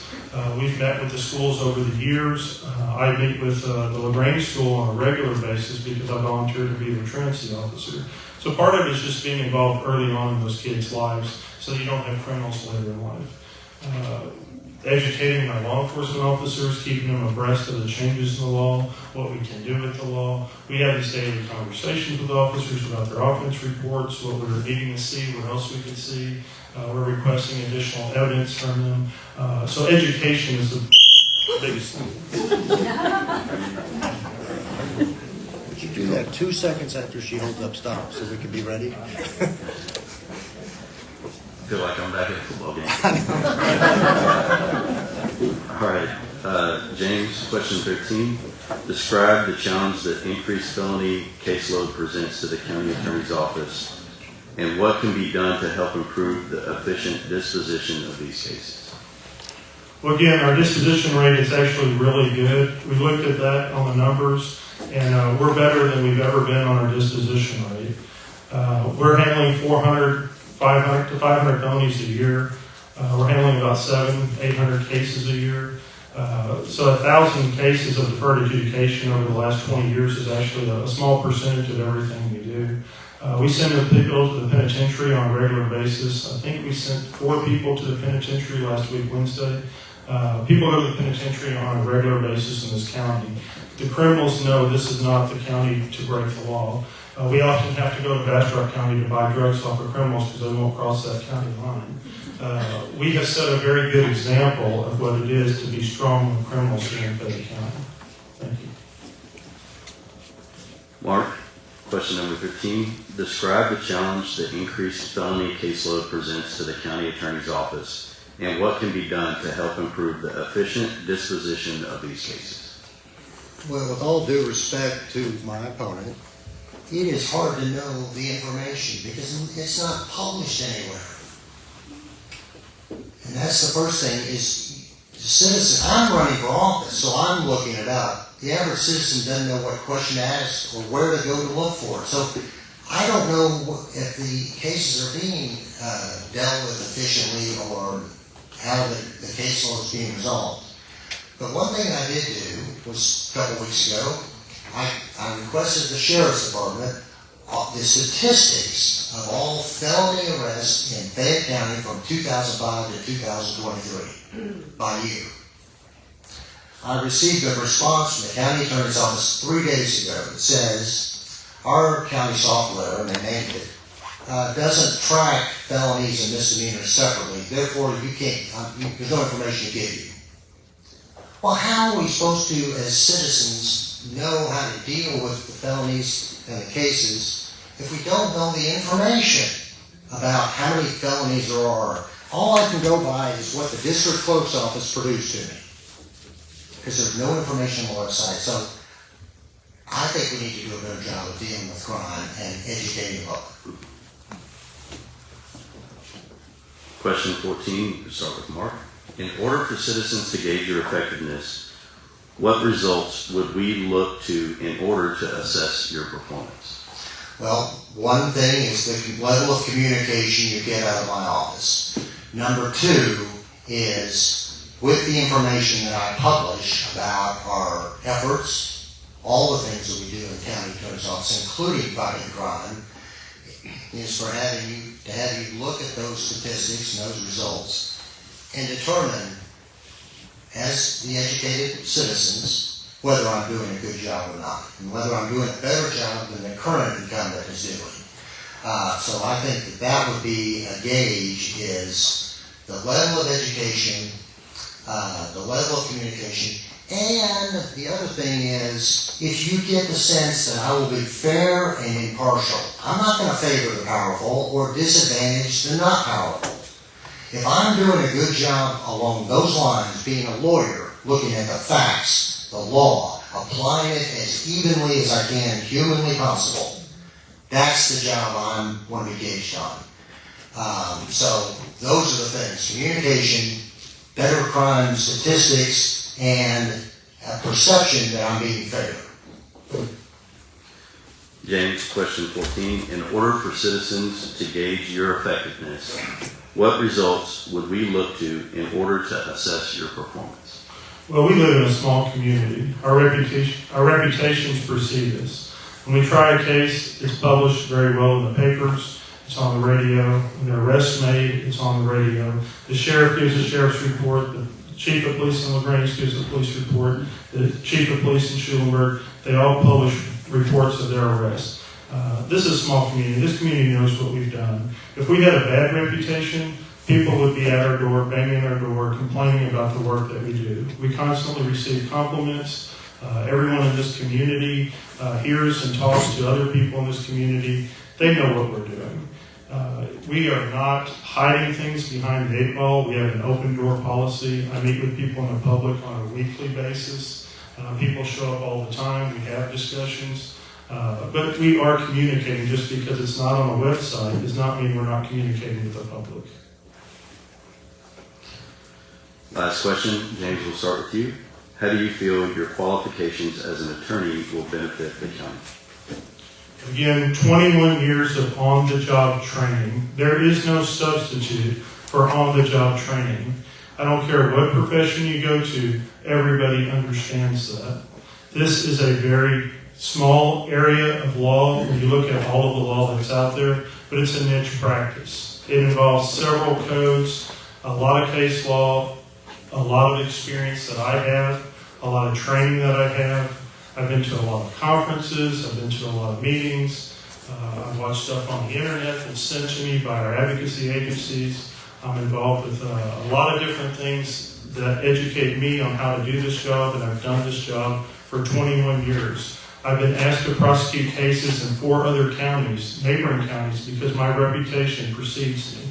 I've handled over 20 cases in the 4 counties that surround us. Thank you. Mark, question 15. How do you feel your qualifications as an attorney will benefit the county?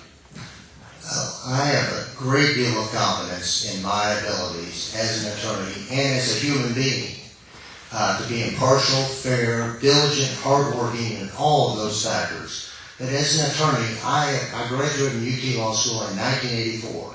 So I've been a lawyer for 40 years. And in those 40 years, I have seen a lot. But more importantly, I've succeeded at the different jobs in different areas that I've had, from partner in charge to general counsel of an $8 billion, 5,000 employee company that operated internationally. You get to deal with different experiences, but most importantly, you have to be responsive to whatever requirements are of the job. And I've been responsive. And I've been timely, accurate, and done a good job and succeeded. That's my qualification to this. It's a special area of the law, but it's something I can learn. I've learned a lot of special areas of the law. But again, I want you to have confidence that you're getting somebody who's honest, diligent, and hardworking, and that's what I will apply to this job. Okay, thank you. At this time, we're going to open it up to audience questions. If you have questions, please fill out a card and we will collect it. Get you to move that way about 4 inches. Move this way 4 inches. Take the chair and everything. Oh, okay.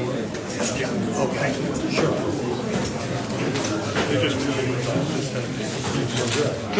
Can they cut it? Can I move 4 inches in? Well, this is. And then for some small scale. Yeah, we have.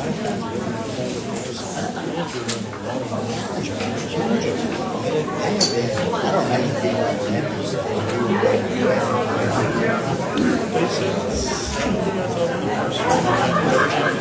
so it'll be less than 10.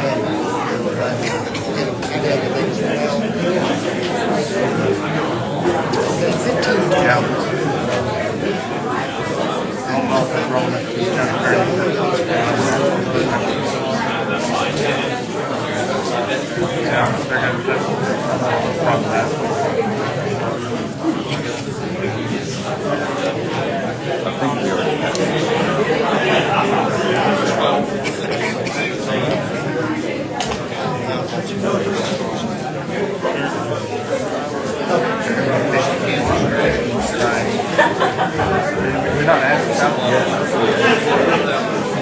Regarding, right here,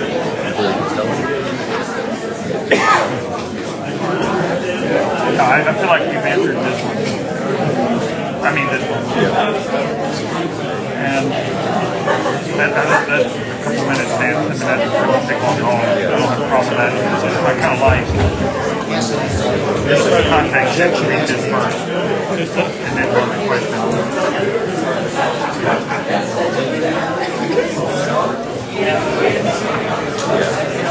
We've already information of jail. That may be a separate question. What are your priorities? Yeah, we kind of already asked it. yeah, I was going to This read is, this. yeah, but it has the question. Right. So these are separate questions. What are your I don't need priorities? to. I don't need to. That's the thing. I agree. Cyber crime, which is important. What do you see as the role of county attorney in advising the county entities on contracts? Its position of public funds. It's important to ease amending or creating. I think that we have this one. I would rather. Which is important. I would rather have this one separate than this. I don't think has relevance. Yeah, I mean, it's not really relevant to the office. I mean, it's an important question. We already have it. We have time for three. Yeah, we got 3 more ahead of schedule. But so you got 2, 3, and then 4. So that's 4. And these are 2. That's what I like. Yep.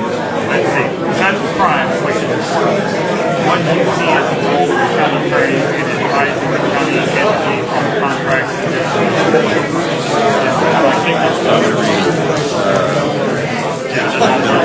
I know,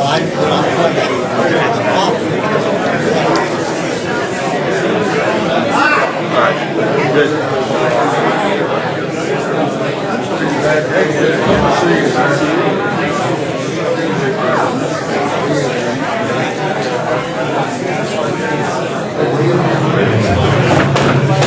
Okay. Hello.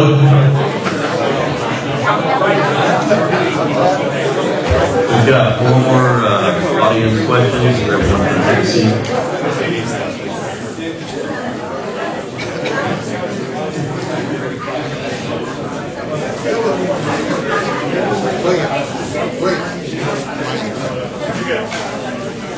Okay, 4 audience questions.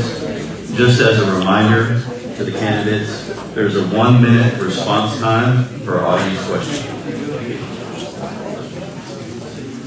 First question, I'm going to start with James. How long have you lived in this county? I'm a 4th generation native of Fayette County. I've lived here all my life, except for when I went to law school and a 2-year stint in Victoria. Mark, how long have you lived in this county? I have lived in this county full-time 2.5 years since I retired. I've owned my place in West Point since 2008, so 16 years. My parents, who are here, have owned their place in Round Top since October 1977. But my time predates all that. I remember Mayor's Dairy Mart on Travis Street, coming through the Grange on the way to Austin. But I've lived here 2.5 years full-time. Okay, Mark, with limited county resources available to conduct felony prosecutions to jury trial, what are your priorities in obtaining felony convictions through plea bargaining, and which defendants receive probation in lieu of jail time? Well, I'm all in favor of guilty pleas. They want to enter a guilty plea, and then we assess the appropriate punishment. But I don't know which defendants are going to get probation. That's going to depend on a case-by-case basis in looking at what's in front of you. It's not fair for a lawyer to say, I'm going to do X on a case that hasn't even come up yet. So I will assess it when a case comes in front of me as to who gets probation, or how I recommend it. It involves the judge as well. But that's about the best I can answer in terms of how I would approach a case. James, with limited county resources available to conduct felony prosecutions to jury trial, what are your priorities in obtaining felony convictions through plea bargaining, and which defendants receive probation in lieu of jail time? Well, in general, if it's a violent crime, if it's a sex crime, we're looking for penitentiary time. The exceptions are based on the facts of the cases, the strengths of the cases, and those sort of things. People have criminal histories. We're making jail time offers to have lengthy criminal histories. First-time offenders, young children, these are the ones that are receiving the deferred adjudications. There's some offenses that probation is prohibited by statute. There's some offenses that are mandatory probation. So you have to look at what the offenses are, and you have to look at the law first before you make those recommendations on things that aren't violent criminals. On 3 key offenses, your murder, your aggravated assault, your aggravated sexual assault, I won't go through the whole list, you cannot get court-ordered probation. So you have to look at the statutes, and you have to be aware of what you can and cannot do. You have to look at the facts, how strong the cases are, to know what you can and cannot do. Those that we take to trial are those that we cannot reach agreements on, and sometimes it's because we offer life. Okay, the third question from the audience, we'll start with James. Aside from crime, which is important, what do you see as the role of the county attorney in advising the county entities on contracts and disposition of public funds? Well, the assistant in the office does the majority of that with the county attorney's supervision. I have not been the county attorney, but as a county attorney, you're over all of that. You're looking at what your 2 assistants are doing. You're also involved in those conversations. I've been involved at limited times in those conversations, but as county attorney, you oversee all of those conversations as well. We do advise Commissioners Court. I do have commissioners that call me on the weekends because I'm available. So at those times, I've advised Commissioners Court. I've also advised Commissioners Court when the assistant's been on vacation or out of pocket. So I'm involved in those conversations maybe 10% of the time, but I will be involved in those conversations 100% of the time if I'm the county attorney. Mark, aside from crime, which is important, what do you see as the role of a county attorney in advising the county entities on contracts and disposition of public funds? Okay. I have firsthand experience with this in this county. I made Commissioners Court on December 22nd, 2022, passed 4 amendments to the personnel policy of Fayette County. It's in the minutes. So I had said exempt employees, which are non-elected, salaried county employees who are running for office, must track their time. That's what the minutes said. So I made a request for that for my opponent's time records. I was told in the meeting, in a letter from this assistant, not him, but the other assistant, that well, the language was never finalized, we never got around to passing it back to the commissioner, so it's not in effect, so you don't get the information. So I've been to County Commissioner's Court, they've rescinded that rule since then. So it is very important for an assistant county attorney to timely advise and put into effect things that are passed by Commissioner's Court and to timely advise the other agencies. Last audience question, start with Mark. What existing ordinances need amending or creating? Well, folks, I'm just going to be honest with you. I haven't studied the ordinances that need to be amended, and I can't tell you that, but I can tell you that topic, along with all other responsibilities I would have as your county attorney, would get a thorough look and assessment as to what role we can play in that, and what amendments need to be made, what needs to be changed, that sort of thing. All I can do is promise to be open and work diligently on your behalf on topics like that, among all the other responsibilities I would have as county attorney. James, what existing ordinances need amending or creating? Well, first of all, there aren't many ordinances that the legislature has allowed or authorized the county government to pass. Most laws are passed by the legislature. The only ordinances that we're allowed to pass are those that the legislature specifically authorizes us to do. I do believe in talking with Mr. Burnson that our subdivision regs need to be looked at some more. We have been looking at those subdivision regs for some time. There's some amendments, there's some additions, there's some things that need to be changed within those subdivision regs. But those policy decisions are made by Commissioner's Court.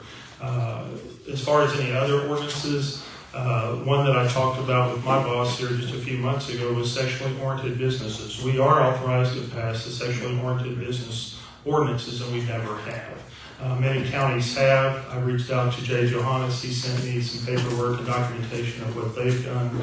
And so that was one recommendation that I had, that we pass something, because we never know what the future has in store for our county. But for the majority, they're just...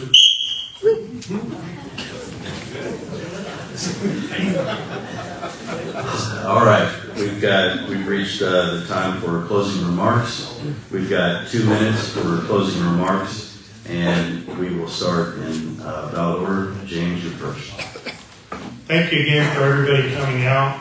I think my experience speaks for itself. I feel like I'm beating a dead horse here.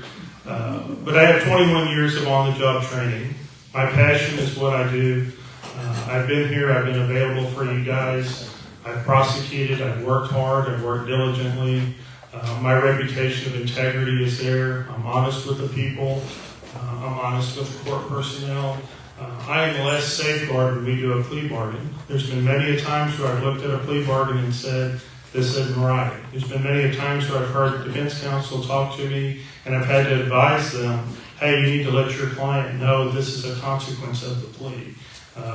That's the reason why I've garnered the support of the defense bar. That's the reason I've garnered the support of so many judges, so many law enforcement officers.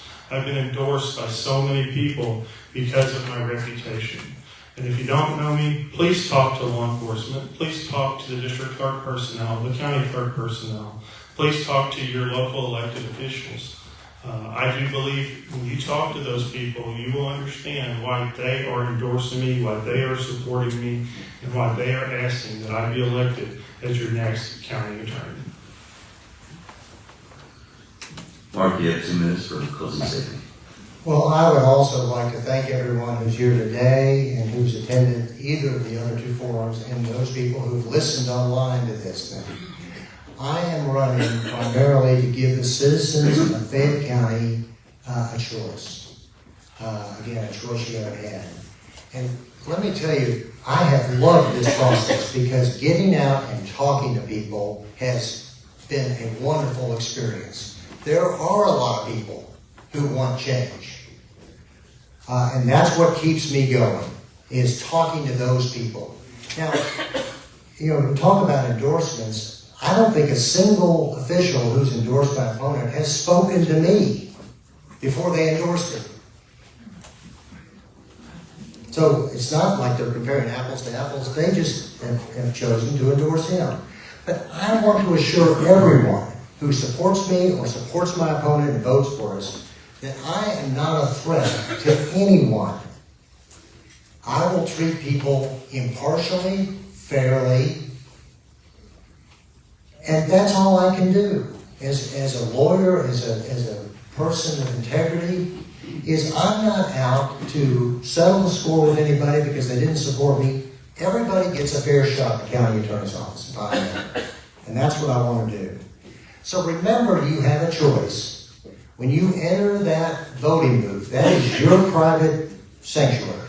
Nobody can tell you what to do or judge what you do. They aren't going to know. I want people to think about how the office has been, what I'm promising to do in the office, and how I'm promising to represent you all, and make that decision of your own conscience. So please vote on March 4th for me. I would appreciate that. Or if you early vote, please vote for me. Thank you, candidates. Thank you.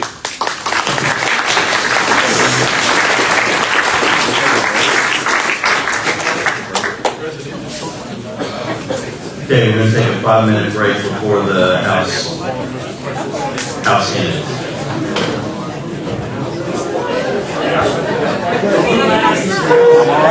All right. This one?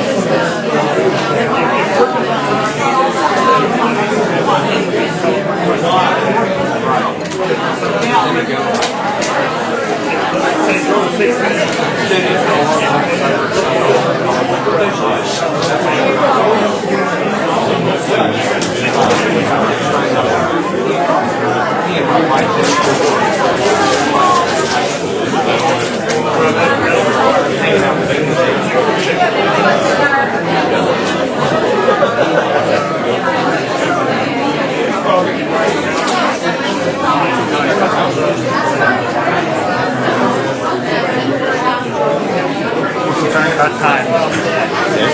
As far as I'm concerned, I want to walk. I don't care. That's my opinion. Densley's got a different thought. What we're suggesting is what we did at 16. After 16, we'll go back. And after that, we may basically think like we're running out. We might tell you we can do that. And the way we do that, I've got my writing questions. You know, my planner, I can write on there real big and I'll just hold up and we'll discuss it. We'll discuss the questions. Because there's some really good things here. Okay, everybody. We're gonna keep this thing rolling, so get back in here and find your seat, After 16, please. start taking. Okay. Are y'all paying attention? Come in here and sit down. Front and back. It's a long one.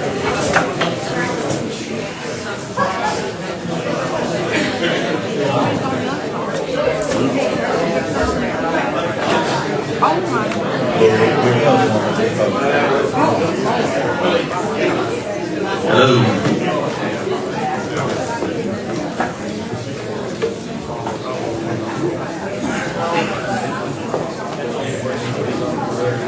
All right, everyone, we're going to start with the House District 85 candidate questions. I'm going to read the form rules again. Candidates should silence all electronic devices when seated for questions. Candidates must focus their response on their own experience, accomplishments, and qualifications for the office they are seeking. Why are they the best candidate for the position? Candidates must not disparage other candidates. If a candidate makes a disparaging remark about another candidate, they will receive one warning. If they continue, they will lose the remainder of their time for that question. With a third attack, they will be removed from the candidate table. Candidates should listen carefully to the questions and answer them completely. They may ask the moderator to repeat the question if needed. Each candidate must pay attention to the timekeeper cards, and they will have 3 minutes for opening remarks in ballot order, a minute and a half response per prepared question starting in ballot order, 1 minute response time per audience question, and 2 minutes for closing remarks. All candidates will be given the opportunity to answer each question, and questions will be repeated for each candidate before their response. Each subsequent question will be initially directed to the next candidate in ballot order so that every candidate will have questions directed to them first. This time we're going to do it right. We're going to open it up to the 3 minutes of opening remarks, and we're going to start with Tim. Howdy, thank you all for coming out today. It's great to be back in Fayette County. My name is Tim Greeson. I grew up in Richmond, just down the road, and I've lived in Sealy since 2008. I'm married to my awesome wife. I have 2 children, 4 and 7. I'm a member of the Dodo Club, dads and daughters only. So it's a drinking club, just kidding. But they're fantastic. I love them, and they are why I do almost everything. I'm a Christian. I've helped lead worship in my church for a really long time. In my day job, I'm an engineer and a naval architect. I graduated from the best university in the world, Texas A&M. Yep, and I started off as a structural engineer in oil and gas. Then I moved over to naval architecture, which is what I do today, where I design tugboats, barges, yachts, and historical vessels. I work on the Alyssa, I work on the LST 325, and also I work on the Battleship Texas quite a bit as well. I'm running because I feel like we're losing Texas, that despite the number of Republicans we send to Austin, we keep getting a leftist agenda out of Austin. Dave Fielding has got to go. We cannot have him as speaker anymore. the World Economic Forum and the federal government are trying to come into our state and take over. You have Soros-funded DAs all over the place. We need an attorney general who's going to stand up to those guys, and we have that in Ken Paxton. I'm very upset that Ken Paxton was impeached. He should never have been impeached, and we've got to have better representation in Austin who understands what's actually happening in the world today. Stan, you have 3 minutes for your opening statement. Thank you very much. I am Stan Kitzman, and I'm your current state representative. This is we're in the middle of my first term, so we just finished the first session along with the special sessions that we went through. I'm proud to represent Fayette County. When I learned that Waller County would be reunited with Fayette County and Austin County, along with Colorado and Wharton and part of Fort Bend, to form the new House District 85, it brought me back to where I grew up. I spent time here in Fayette County as a youth.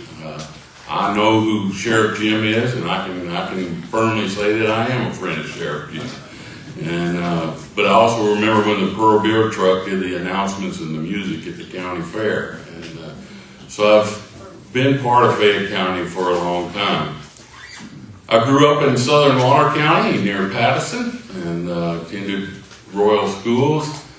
Went to Texas A&M where I was in the Corps of Cadets and the Aggie Band. And later went on to do other things. I've been a soldier, retired from 21 years in the Texas Army National Guard, including 3 infantry tours in Iraq after 9/11. I have been a county commissioner. I've been a school teacher, and currently I'm the general manager of the Berkshire-Katy Drainage District. Of course, I've been involved in the community for as long as I can remember, whether that's the Lions Club or being on the Veterans Memorial Board or many other things in our community to put me in touch with what goes on at the local level. And I don't know of many people that have more time and over their whole adult life that has day-to-day constituent level work where we're dealing with the public and individuals to solve problems for our communities. And we've had a good record of that. The last session, in spite of the publicity and the confusion with Congress, your Texas legislature passed a lot of good legislation. And you have Republicans working for you in the legislature. And while I don't agree with all of them all the time, none of us do, I think that we can be proud of the Republicans that we have representing us. And they are working hard. They're elected by people just like us from across the county. People with the same concerns. There's not a person in this room that doesn't worry about where our country and our state is going. But your Texas legislature is fighting for you, and I was proud to be part of that. Thank you. Thank you. Next, we are going to go into prepared questions. As a reminder, you have 1.5 minutes for your response. First question, we're going to start with Tim. Explain how your personal background, education, and work experience make you the best candidate for state rep. Absolutely. So as I mentioned, I'm a professional engineer. And when I stamp a drawing, I don't just flippantly stamp it. I have to know every little bit of that drawing and what goes into it, and I have to do the calculations behind it. I have to think about the repercussions that are coming after it, and it's something that has been ingrained in me by the other engineers I studied under, how to be a good engineer. As an engineer, I'm very, very detailed. As a state rep, you have to be very, very detailed. You have to understand every word in that bill that's being presented. You have to understand what the repercussions are, whether you pass this legislation or you don't pass this legislation, or you add other amendments or change the bill. I am capable of understanding legalese, although I'm not a lawyer, and that will go a long, long ways toward being a really good state representative. Additionally, I'm a volunteer firefighter EMT, and I'm a disaster engineer with Texas Task Force 1. In those roles, I get out and see a lot of people, and I've served the community for a long time, and I have a lot of interactions with people, a lot of times on the worst day of their life. And taking that experience to Austin will help me be the best state representative we have for this area, for this district.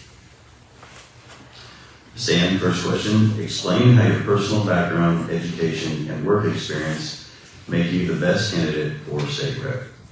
I went over some of my work experience, but part of what I think sets me apart and helps me understand you and the voters of our district is I come from you. I've been involved in the Republican Party since the days that we flipped Texas from Democrat to Republican.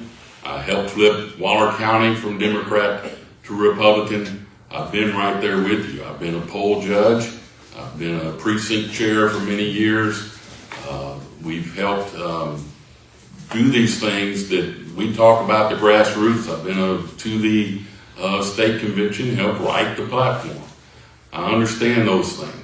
But having, again, the experience of daily helping people with their problems, looking for real solutions, not the theoretical, but things that actually make a difference and solve the problems that people have has proved invaluable to me as your representative. And I think it's made us effective and proven why we were one of the most effective representatives in the Texas House. When I was asked to run because the potential incumbent was one of the least effective members in the Texas House, and before it was over, I was ranked number 7 out of 150 on effectiveness, and I'm pretty proud of that and proud to bring that back to House District 85 to represent you. Question number 2, we're going to start with Stan. Describe the importance of grassroots participation and how it would affect your day-to-day decision and policy making. Well, again, I've been part of that, and I've never left that. There are a lot of people across our state. There's a lot of people across our district. Certainly, there's many differences of opinion. But in general, there's a lot of good people across our district. We have a great district.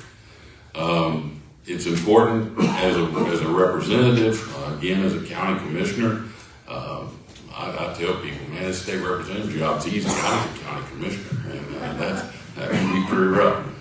But you've got to be able to deal with people. You've got to understand the issues, and the grassroots comes from different directions sometimes. But we're all pulling the same way on the Republican side for our conservative values, and that's less government, less taxes, and less intrusion into our lives. Tim, question number 2. Describe the importance of grassroots participation and how it would affect your day-to-day decision and policy making. Absolutely. Grassroots participation is 100% critical. I received no money from lobbyists. That's unique in this race. I received no money from special interests. That's also unique in this race. I am a total grassroots candidate. In fact, I'm endorsed by Grassroots of America, We the People. They run a website called grassrootspriorities.com. I highly recommend y'all read it and go there, and you can see how legislators compare to one another. Grassroots are how we change this state or this nation. Lobbyists and special interests aren't going to get it done. Career politicians aren't going to get it done. We're in desperate times and desperate place as a state. We have to have the grassroots stand up and take back our representative positions. Tim, question number 3. In a time when grassroots conservatives are concerned about electing Republicans in name only, how would you convince us that you would support true conservative Republican priorities? Absolutely. So for starters, I'm a true believer. And when I started running, I have a friend of mine named James. He's a constable over in Austin County. And I sat down and I was going to write, what I thought and believe. And he said, why are you doing that? Just go look at the 2022 Republican Party platform. That's what you believe. I promise you it is, because we've had lots of discussions. I went and looked, and sure enough, I had to get through 3/4 of that document before I found one sub-bullet point that I had a minor disagreement with. The answer is grassroots make their voice heard in the Republican Party platform, in the Republican Party priorities. You want to save Texas? Implement that platform. It's an amazing document. And I will work hard to implement that platform in Austin. The problem in Austin is that they aren't listening to us, they aren't listening to grassroots priorities, and they aren't listening to the Republican Party platform. Look at our legislative priorities and how many got done. It was very few. A few of them had some, I would say, they were some show bills that didn't actually accomplish the goal of what we were attempting to accomplish. And I will work hard to make sure all of our priorities are implemented. Sam, in a time when grassroots conservatives are concerned about electing Republicans in name only, how would you convince us that you would support true conservative Republican priorities? Well, it's just not accurate to say we didn't try to implement Republican priorities. We banned gender mutilation in children. We banned male participation in women's sports. We gave you the largest tax cut in the history of the nation after you voted for it. We listened to you, and we did that. That took Republicans doing that. We passed a whole suite of bills for the border, not the least of which, finally, under Texas law, gives the governor and his law enforcement the authority to take people who illegally enter our country and send them back from whence they came. That didn't exist before. And believe me, if Democrats were in charge, they wouldn't have passed that. It's your Republican legislature that got that done and gave the governor the tools he needed, as well as the funding to make it happen. We work every day to do the things that we're concerned about right here in Grange, Texas, and in Fayette County. Do we get 100%? No. Ain't y'all ever been on a church committee to try to build a new building? Okay, well, this is 150 people all with their own egos. They're all type A personalities and their own goals. And somehow at the end, we still managed to do some very important things for the state of Texas. And I'm pretty proud of that. Question 4, we'll start with Sam. What are your thoughts on the elimination of property taxes? And in your opinion, is there a viable alternative to the current system? We've been through these discussions a lot. It's always on people's minds in the legislature. The problem is I've yet to see a viable return for that. The most common is increase in sales tax, and if we wanted to bump our sales tax to about 25 to 30%, then maybe that would work. That doesn't work in other parts of the state, where if we increased our prices that much, people would go shop in Oklahoma or New Mexico and kill our local businesses. So there's always some opposition to that. A viable alternative. We did return, though, $18 billion this session. And I will tell you, after talking to the governor and other people in the legislature, that's not the end. I think everyone is excited after that to go back in the next session and see what else we can do to further minimize property taxes. The property tax model, I believe, is outgrown. No one in those days ever envisioned a house that cost $300,000 and land that was selling for $50,000 an acre. And we have to do something different, and I think that the legislatures and the governor are committed to keep doing that. Tim, question number 4. What are your thoughts on the elimination of property taxes? And in your opinion, is there a viable alternative to the current system? We have a fundamental right to life, liberty, and property. But property is the only one we tax. I think that is wrong. Every time I go pay my property taxes, I always joke, say, I'm here to pay my government rent for my property. We have got to eliminate it. Now, as far as alternatives, I've seen several. I'd like to replace it with some kind of consumption tax. I agree that we can't just eliminate property taxes today without replacing some sort of funding mechanism. That said, the state budget has tripled in the last 12 years or so. Part of the problem with taxation is spending. Government can't spend when it doesn't tax. And so we need to curb spending at the state level as well. The last thing I'll end with is this. The property tax bill that passed, it was better than nothing. But it's far, far, far off from what we need. And the most fundamental thing is it doesn't address the real problem. The problem is the appraisal system. The problem is not being able to predict what your taxes are going to be next year, because you don't know what some government bureaucrat in Austin is going to decide what your property is worth and call your county appraisal district and tell them how much they need to raise your rates or raise your property value. Although they attempted to increase the homestead exemption and they put a cap on commercial property for the first time, that's still not solving the fundamental problem of solving the appraisal system. Oop, I see the whistle. Okay. Playing the whistle. It's scary. I know, it is. All right, question number 5. We're going to start with Tim. Which of the legislative priorities adopted by delegates at the last Republican State Convention are the most important, and why, and explain any you disagree with? First of all, I'll take that in reverse order. I don't disagree with any of them. The legislative priorities hit it 100%. Which one's the most important? Well, if you look at how they're written in the order, can I move this without, there we go, sorry. All right. If you look at the way they're written in order, I think they're written in order of importance. And number 1 is election integrity. If we lose elections, that has got to be the most important. Securing the border is number 2. The securing the border is probably a more immediate emergent threat that probably needs to be handled. But if we lose elections to Democrats, they will take over, they will continue to cheat, and that's it. All it's going to take is one time losing to Democrats, and our state will be over. We're not going to have a secure border. We're not going to be able to stop sexualizing children. We're not going to be able to work on the transition of children.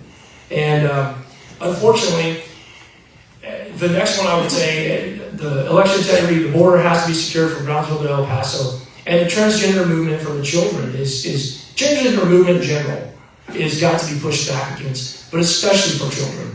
Although we stopped the medical transitioning of children, we had an opportunity to vote against social transitioning of children. Senate Bill 14, I've looked over many times. Stan actually co-sponsored it along with a bunch of other people in the House. It only deals with medical transitioning. It does not deal with social transition, which is where you go to a counselor, and the counselor says, hey, boy, you can be a girl, boy, you can be a boy. There was an amendment to House Bill 1898, amendment number 1, and 11 Republicans voted against that amendment.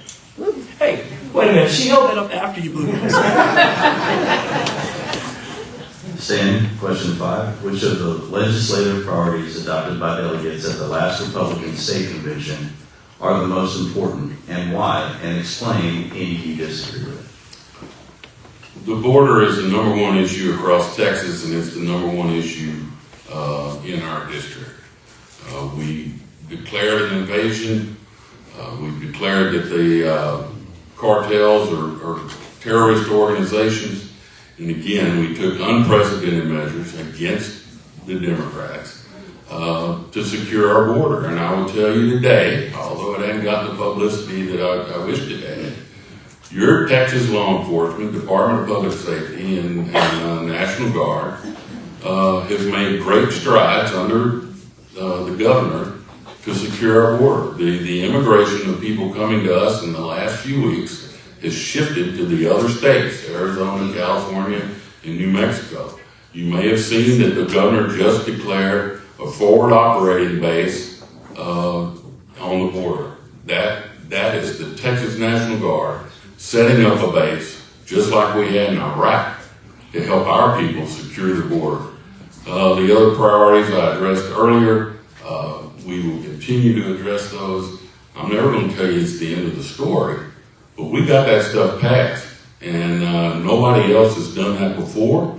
And the current leadership and the members, your Republican members, got those issues passed against opposition. So, thank you. Stan, question number 6. MAGA is not just a symbol of Donald Trump, but a movement of grassroots citizens to make America great again. How does this America First position resonate with you? Well, I've always felt America first. That's one of the reasons I've been involved, like you, at the local level and as far up as I could get in politics. I didn't just become a Johnny-come-lately on this. I do agree that President Trump stands there between us and what the bad guys want to do to us. He's the one taking the flak, but we're the target.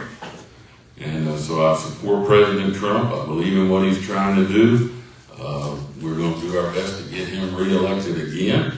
And I can tell you that the voter fraud that happens in other states is not what's happening here in Fayette County.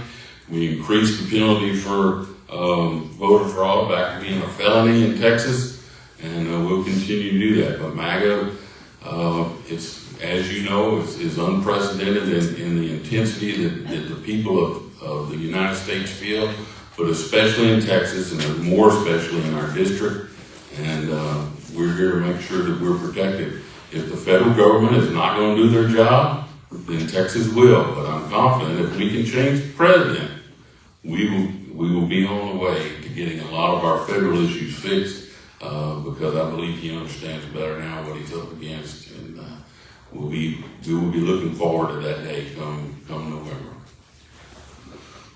Tim, question number 6. MAGA is not just a symbol of Donald Trump, but a movement of grassroots citizens to make America great again.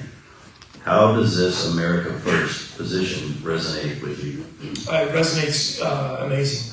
I'm a huge supporter of Donald Trump, and I'm so tired of being stabbed in the back by Republican politicians. And the MAGA movement is about putting the Republican Party back on focus of America First. Stop giving our money overseas. Stop spending money on special interests. Stop spending money on lobbyists. Implement policies that people need and want. Implement grassroots movement agenda like the Republican priorities, the Republican Party platform. So I'm all for it. The other guy that's all for that is Ken Paxton. You know, I've been endorsed by Ken Paxton. He is fighting the Biden administration tooth and nail. He continues to fight the Biden administration to this day. He's the large reason why the border is secure. The governor deserves a lot of credit, but so does Ken Paxton for continuing to fight behind the scenes for the lawsuits that come our way from the federal government. And if you're going to be a MAGA person, you've got to realize what we're facing and the depth of the people that are against us. And Ken Paxton understands that. He should never have been impeached. And I stand on the fact that we need him to continue to be our Attorney General. He's done more good for us than any other Attorney General that we've ever had, in my opinion. Thanks to, and that's all part of that MAGA group, the MAGA agenda, which I'm proud to be a part of. Tim, question number 7. Regarding the restrictions on gatherings, business closures, and masks forced upon us by the state during the COVID crisis, did you support them? And if so, what was the constitutional basis? I did not support them at all. When I first heard they were going to force us to wear a mask, my first thought was, I'm an American and you're not going to tell me what to do ever. You're the government. You don't get to do that. We are free to run our businesses the way we want to run them. As long as we don't take away the rights of other people, we should be free to do what we want to do and live our lives the way we want to live them. There is no constitutional basis for the mask mandates, for social distancing, for shutting down your business. Absolutely not. And we need to make sure that that never happens again.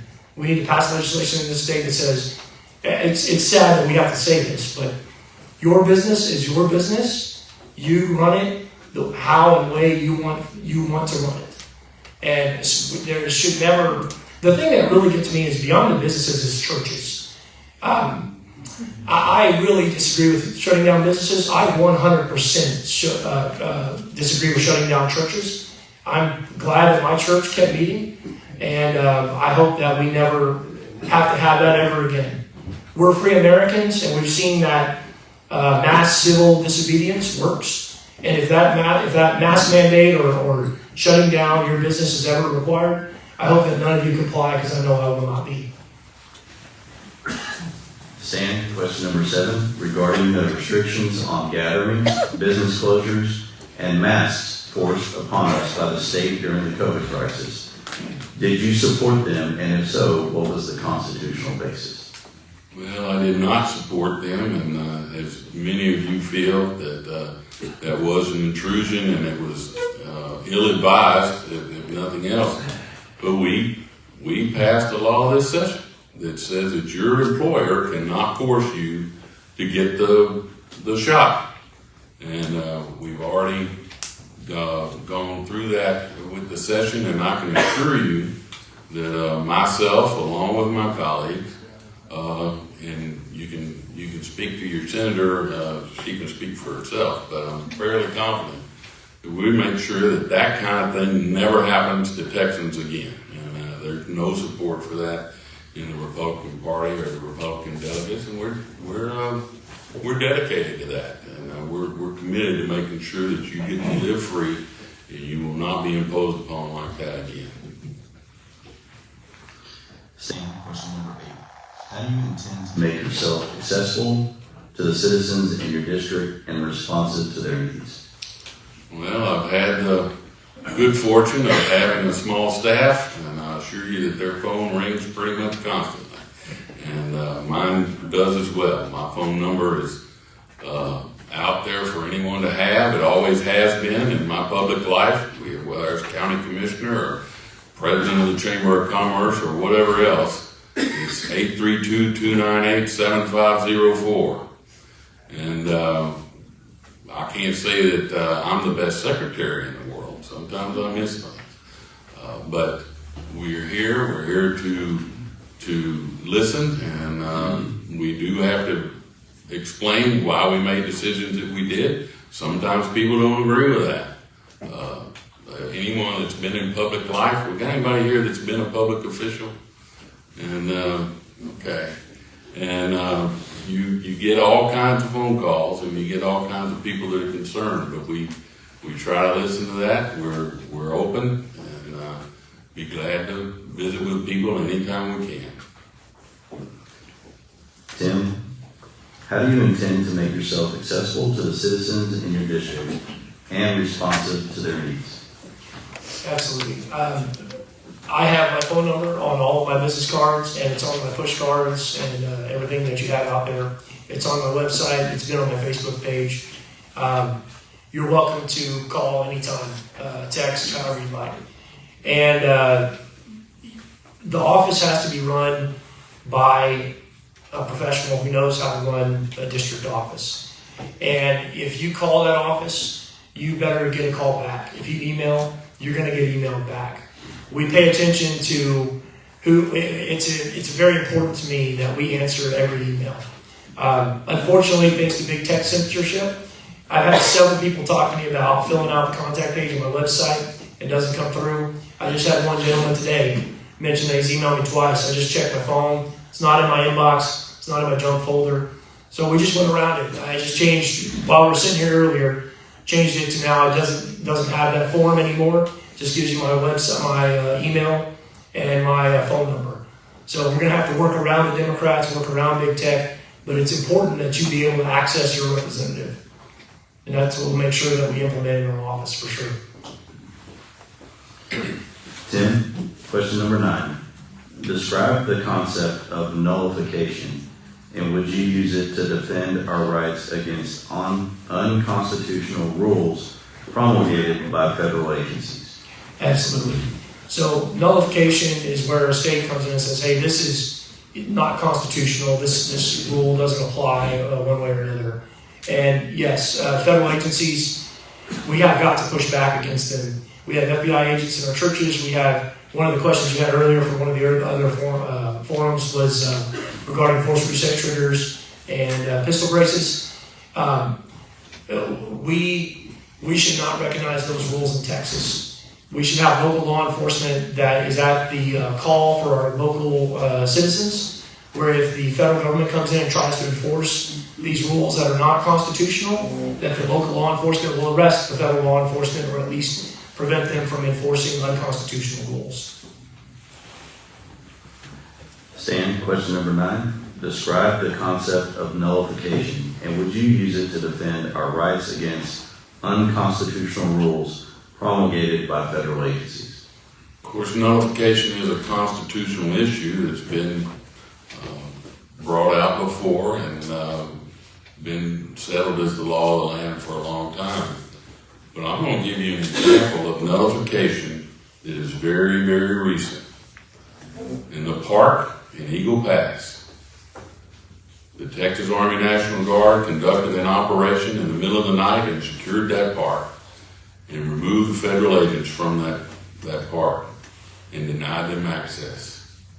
They, the federal agents came back, and because they do have a right to go to the boat ramp that's there, and they said, well, we want to go to the boat ramp. And the private owned duty said, where's your boat? Sent them back. Then they said, well, we want to follow the trail around and go out the other side. And they said, no. So you're seeing an example, especially in the border, where the governor and your Texas legislature are standing up to federal overreach in order to protect us, the citizens of Texas. And that is hot off the presses and happening today. And I think you're going to see that Texas is willing to stand up more to the federal government. Stan, question number 10. In order for citizens to gauge your effectiveness, what results would we look to in order to assess your performance? You can look at the record of the legislature. Again, it's a little hard for me to talk about, but there is a seniority in the legislature. When you start out as a freshman, you have no reasonable expectation to pass a bill. And in the old days, they would tell you if you're a freshman, you're not going to pass a bill. So that means you don't get to do anything for your district. I went there to work. I was there every day. And again, out of 150, when the smoke cleared, I had bills filed versus bill passed. I was ranked number 7 out of 150, and I can tell you that's far ahead of any other freshman.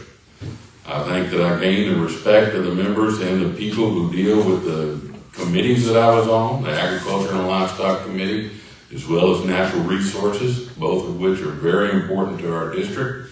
I think my reputation among those that work there, and it's not the bureaucrats, they just know that I'm going to shoot straight with them and be honest with them. But I went there to be your representative, and as a freshman, I think we achieved that. When you elect me to go back and I'm a sophomore, the best part of that's going to be not being a freshman anymore. And we'll get more done. Thank you. That whistle, man. It's coming. Tim, question number 10. In order for citizens to gauge your effectiveness, what results would we look to in order to assess your performance? Absolutely. Well, for starters, like the website I mentioned earlier, grassrootspriorities.com, that is a fantastic website because they don't impose their own ideas or agendas in there. They just take data from Texas Ledge Online. Texas Ledge Online is done confusing on purpose, so you can't actually follow most of what your representatives and senators do.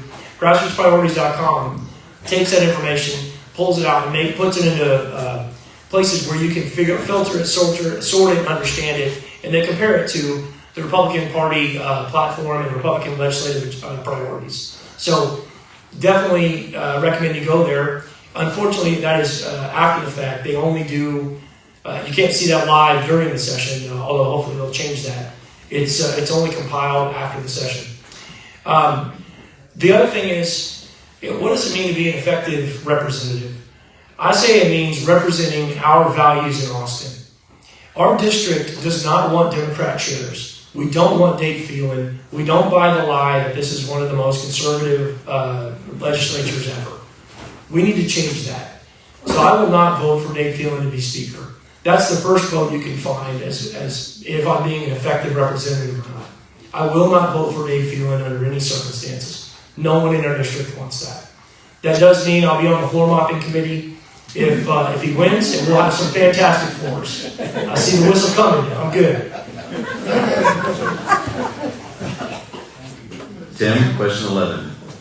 With many citizens disenfranchised by corrupt government and no longer participating, what should be done to restore confidence and trust in the system and re-engage apathetic citizens? That is a tough one. That is that'd be a great question for Deborah and Mike earlier. For starters, the reason you got to look at why they're apathetic. They're apathetic because they're tired of Republican politicians saying one thing and doing another. They're tired of Republican politicians voting to spend taxpayer money on socially transitioning kids They're tired of waking up and finding out that Ken Paxton's been impeached. They're tired of voting for a Biden mileage tax study. You got to start, if you want to re-engage them, you've got to do what you say you're going to do, which is implement a conservative agenda. And then you can't go around lying about it afterwards, saying that it was the most conservative session ever, when it wasn't. I mean, how much of our agenda did we get passed? Very, very little. So that's, for starters, is you got to perform and at least stand up. At least stand up for our priorities. You may not get them all passed because there's a lot of rhinos in the House. But if we stand up and as more and more stand up, our numbers will grow, just like the Freedom Caucus at the federal level. And eventually we'll get to where we can actually implement the Republican Party agenda that we need to implement. That's the number one way to get those people back into the fold, if you will. And we call it being black pilled. Get them out of being black pilled and back into participating in our republic. Stan, question 11. With many citizens disenfranchised by corrupt government and no longer participating, what should be done to restore confidence and trust in the system and re-engage apathetic citizens? Well, first, by any measure, we did have an outstanding session. The last two sessions have been rated as the most conservative sessions in recent memory. And you can go back and look. I mean, the heartbeat bill, nobody ever passed that before. They did. Open carry, constitutional carry, nobody passed that before. For all those years, they did. The tax cut, on down the line. We did those things. One of the problems we have is there are people that make money off of fracturing the Republican Party. If you'll notice, all they do is attack Republicans. They don't go after one Democrat. If we don't like Democrats in the Texas House of Representatives, let's go beat Democrats. Let's go get them. But you don't hear these people say that. The constant drumbeat and what turns people off is that Republicans are the problem. You've got some good Republicans working for you. We need to replace the Democrats. We need to make it so people feel welcome to come to meetings and they're not getting shouted down and yelled at. And we need to make sure that the propaganda people aren't overloading our population with bad information and misinformation. And they target Republicans, and they make a lot of money off of that, and they like to see us fight amongst ourselves. We're all on the same side. We agree on 98% of everything. I can guarantee you. Thank you, sir, for not being so loud. Stan, question number 12. Given the dubious nature of the so-called green energy movement, do you support special tax incentives for green energy projects in Texas? I do not. We could talk for a minute and a half about that. But again, the main issue with that is federal subsidies, not the state.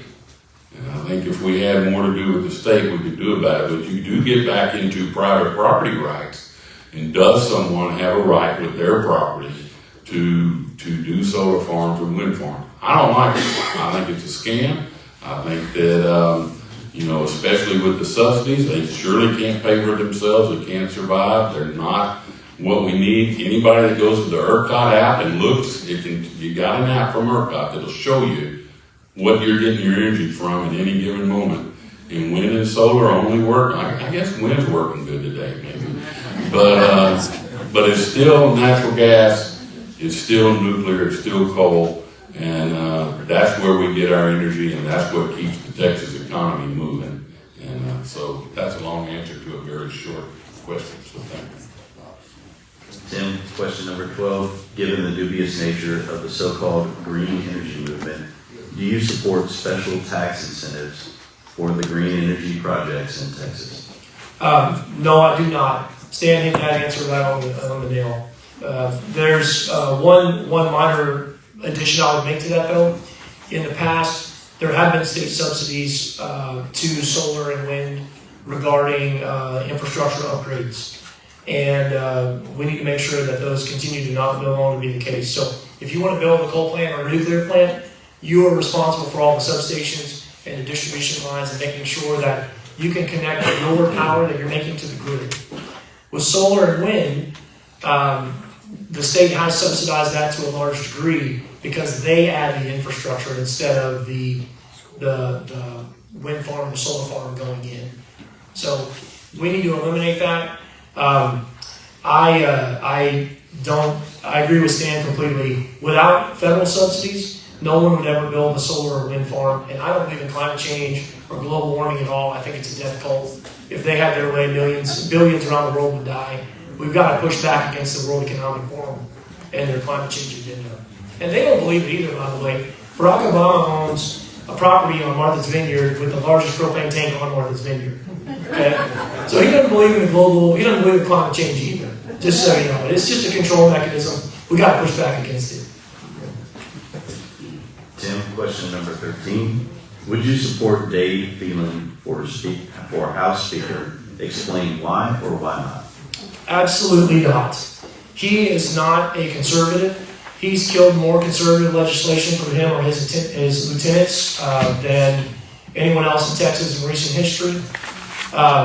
He appointed a Democrat parliamentarian that allowed a lot of point of orders to kill a lot of bills. We didn't have Republicans on the floor that would stand up and stand up against those point of orders. And no. Dave Phelan is the number one issue with our state. He's got to go. So he's the number one issue with our state representatives, our House representatives. He's got to go. We gotta be careful. That's not the only solution. He's got a lot of lieutenants around him that are just as bad, like J.C. Baton and a few others. So Dave Phelan's the number one, but he's certainly not the only problem. We've got to get rid of all of those guys and return the House of Representatives back to the people. Stan, question number 13. Would you support Dave Phelan for House Speaker? Explain why or why not. As I did last time, I will support the most conservative, viable candidate for Speaker. And here's how it works. And this comes from what the grassroots wanted, because it is true that you used to have a Speaker that would get all the Democrats and just a handful of Republicans, and they would be Speaker. That's not what happened this time. We didn't need a single Democrat to elect the Speaker of the House. Okay? What happens is we go into caucus, and people are nominated. You vote as a caucus. That means just the Republicans. And you vote on a secret ballot who you support, so everybody can vote their conscience. Then, of those nominees, whoever wins that, the Republicans are supposed to come out and back that person against whoever the Democrats propose, so we have a united front as Speaker. Dave Phelan got all but 4 votes in that caucus meeting. Okay? And I will tell you that if Dave Phelan had never been born and you never heard his name, the other guy would still not be Speaker of the House. Somebody else would have stood up to do that. And again, under Dave's leadership, you got the heartbeat bill, you got constitutional carry, you got blocking transgender mutilation in children, you got the tax cut, on down the list. A lot of those things we've been struggling for years, and we got them because of that leadership. Stan, question, we're going to skip around. We're going forward because of time. Question 16. If you had the authority, what would you do to stop the invasion of illegal aliens across the southern border? So this is a hypothetical thing, or what we actually did? And again, like I said before, we dedicated $6 billion to the border. We have given the Commander-in-Chief, our governor, the tools he needs. We've given him the laws he needs, and we will give him what else he needs if he asks for it next time to secure the border. Is it still a problem? It is. But the other day at Eagle Pass, and I don't know what it is today, in all fairness, but where the average daily crossing at Eagle Pass was in the thousands per day, that was cut down to 7.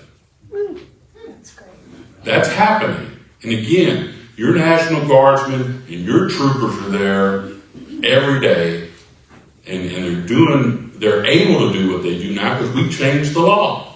And the number of people coming to America has not changed, but they're going to California and New Mexico as opposed to coming to Texas. Now, what will that be like tomorrow? I can't tell you, except that with that forward operating base, Texas is serious about securing the border. We're building the Trump wall. We're building other barriers. We're stretching concertina wire. Believe me, I got more experience than anybody in the legislature stretching concertina wire. I know how to do it. But we're doing that. That is happening right now in your legislature, the House and the Senate, along with the governor and our law enforcement and National Guardsmen are doing. Tim, question number 16. If you had the authority, what would you do to stop the invasion of illegal aliens across the southern border?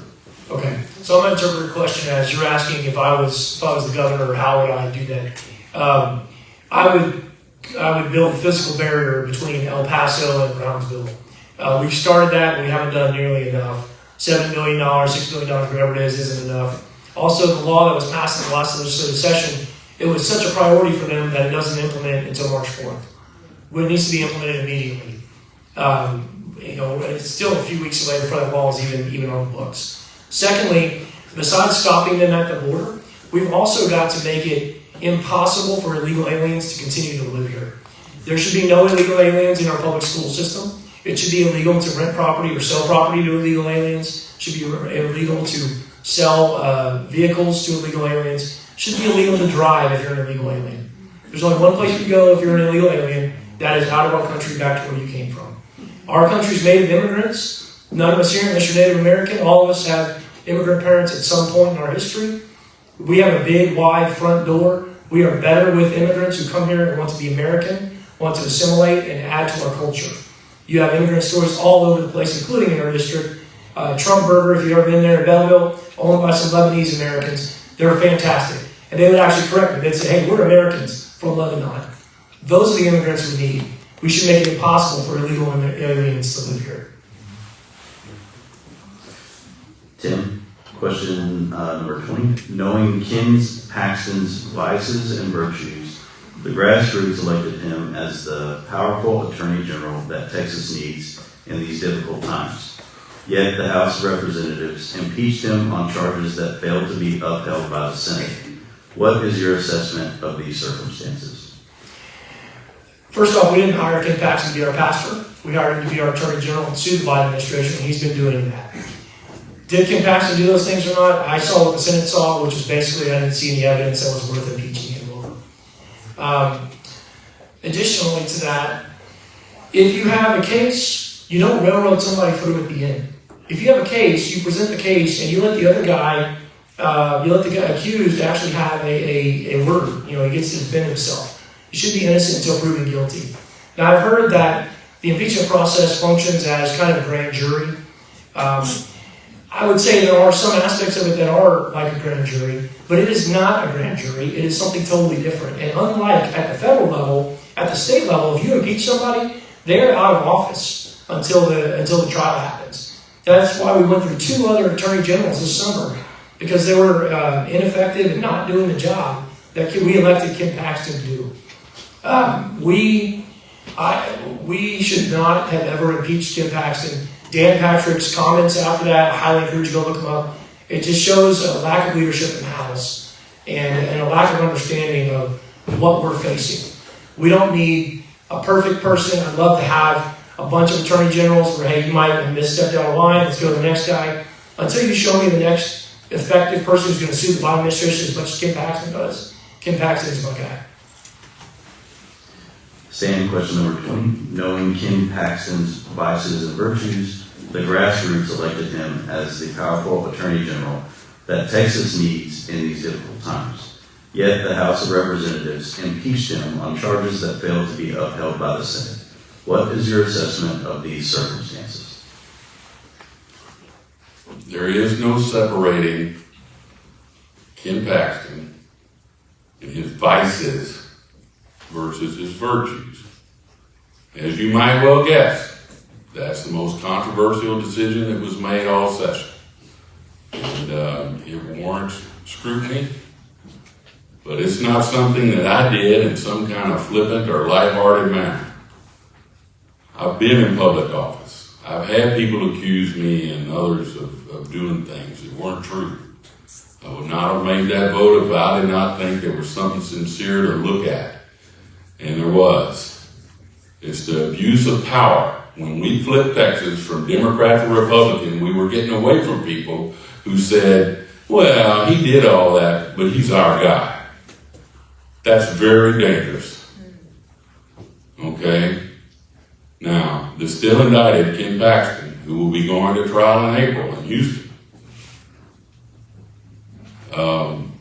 is our Attorney General. I guarantee you, any Republican in that position in Texas would be standing up for us against the Joe Biden administration. Now, the only person that is responsible for us even having to discuss this is Ken Paxton. You have to behave yourself in office. You have to live up to your oath. And abusing the power of your office against citizens of Texas cannot be justified. Stan, question 21. Given the content of the Emergency Powers Act, should the governor really have the authority to suspend fundamental natural rights, which are secured by the Constitution during declared emergencies? Well, we know that much of that came from post-World War II in the nuclear age and in the Cold War. And that's where our order of, precedent comes from and who's going to be president, vice president, on down the line. We do the same thing in the legislature.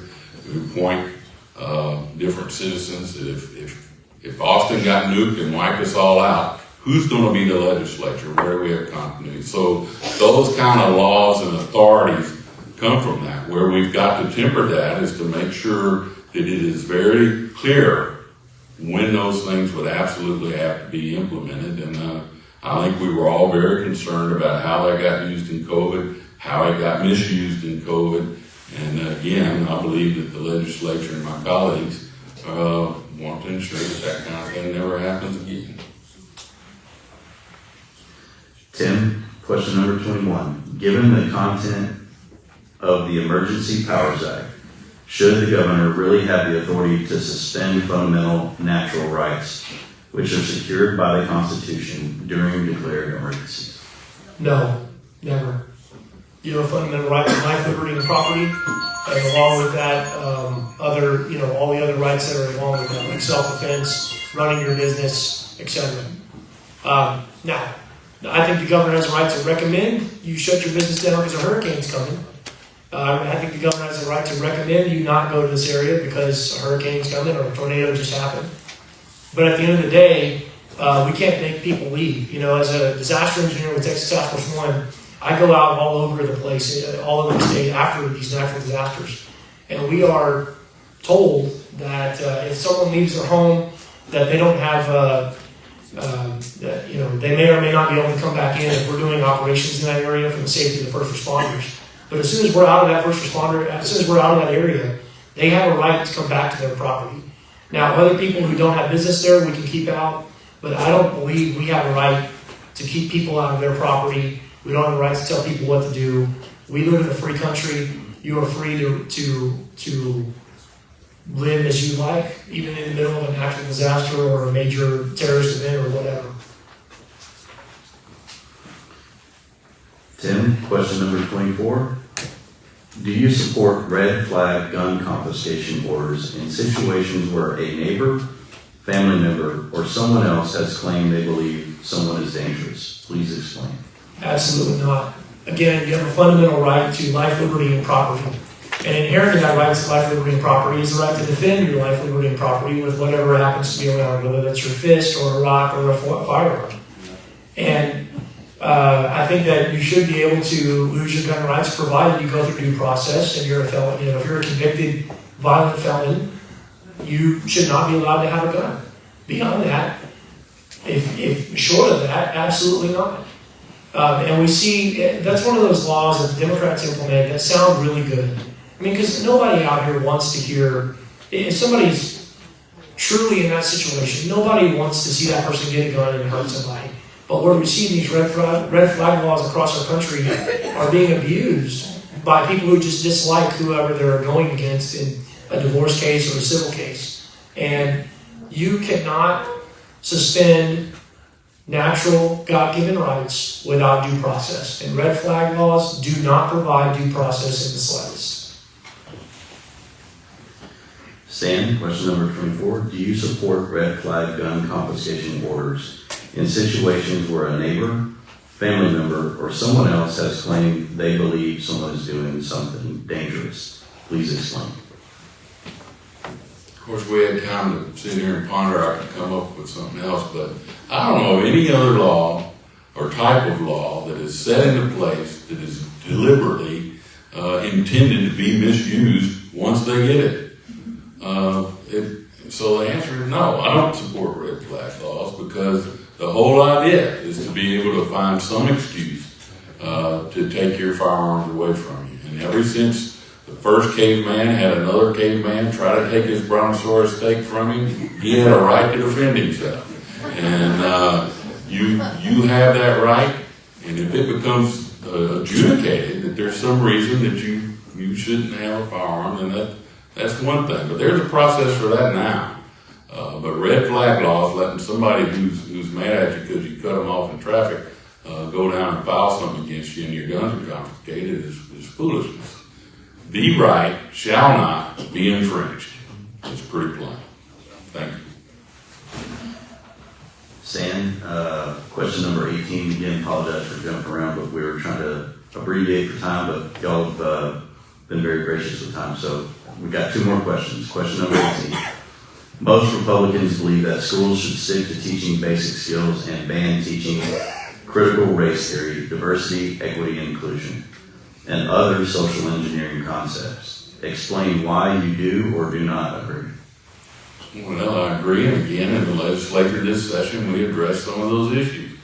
I'm not going to tell you it's the end, but I think we made a big step forward. Again, with opposition. The Republicans advanced that. We banned DEI at the colleges. There may be attempting to go around it, but one way to make the legislature come back and hit you again is try to do something like that. So if they do, I'm sure we'll be taking it up again with something even stronger.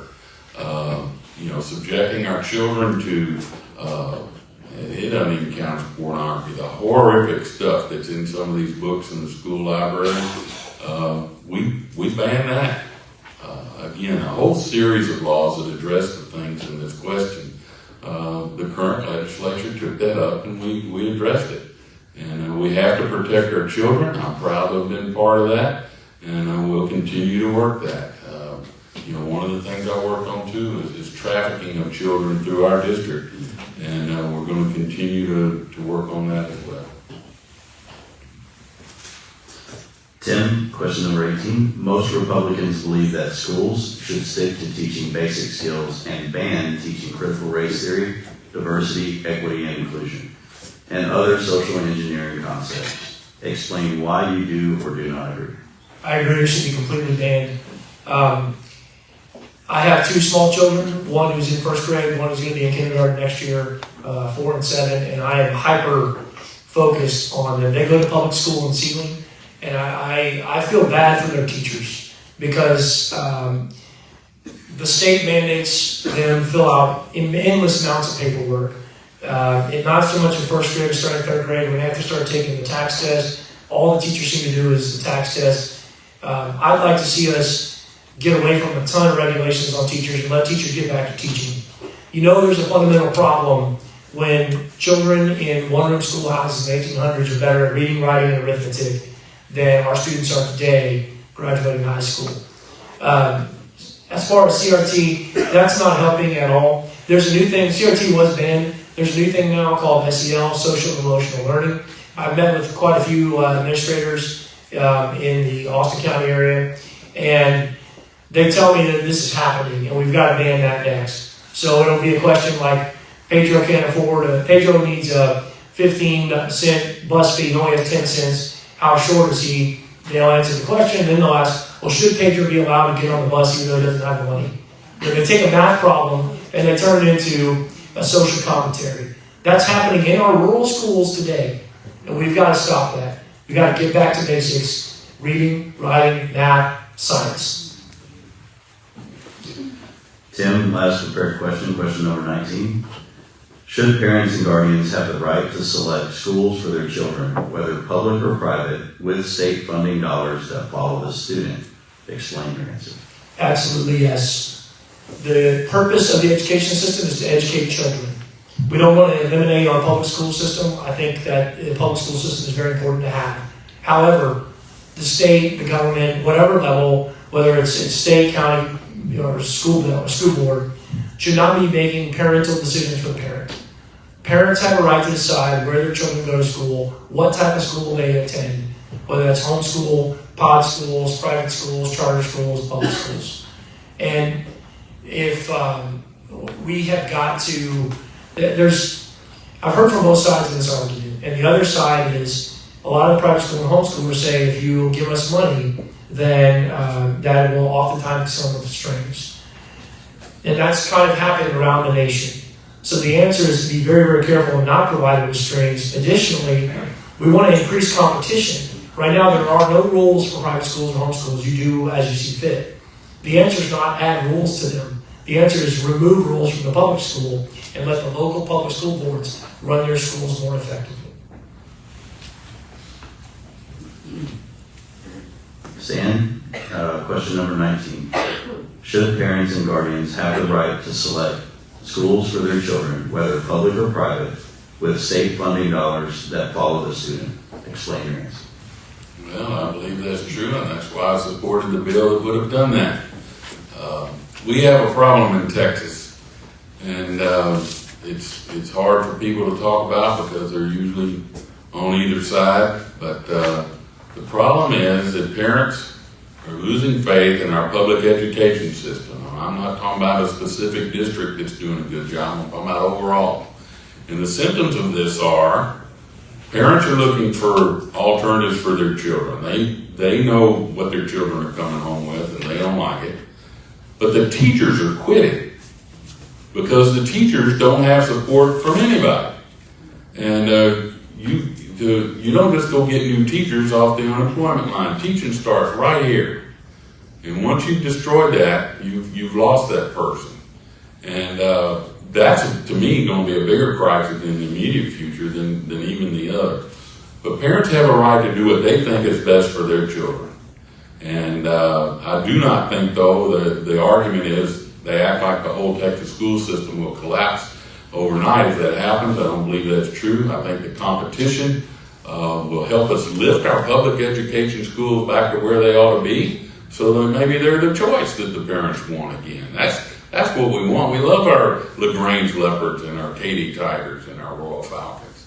But when a parent is not confident that their child is either one being miseducated or not educated at all, or filled with some kind of gobbledygook instead of learning to read and write and do math, they want a choice and they have a right to do that. And I think the state of Texas ought to help them, and we'll see what happens next session, because there's a lot of dynamic going on right now across the state about that. Thank you, candidates. That concludes the prepared questions, and we will gather questions from the audience.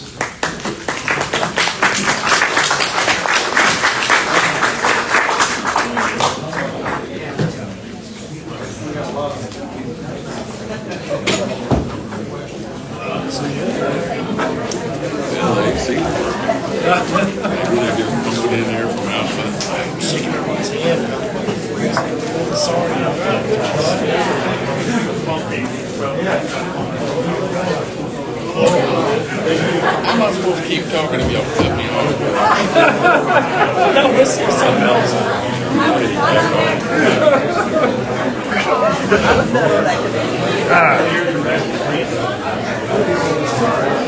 I thought it would be a sign and then like 5-second delay. No, that whistle before the sign. Really see where it goes.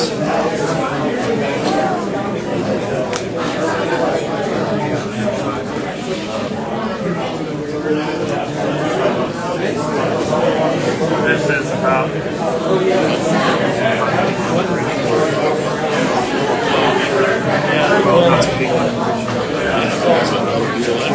Oh, is it? It's about staying.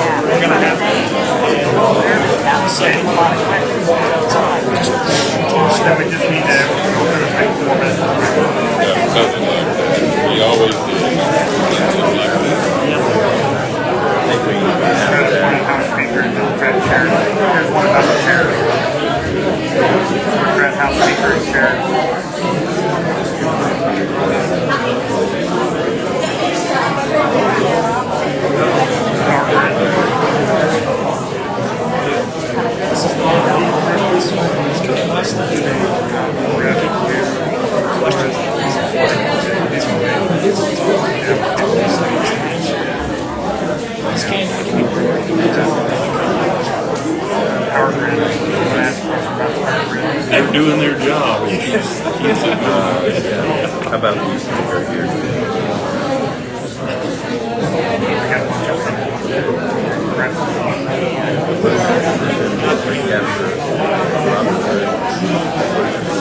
Robin Hood. We got that one twice. We're going to straighten the tablecloth. Text your question. We got to put it out if you stop. Very nice. Robin Hood is taking money from the district and giving it more.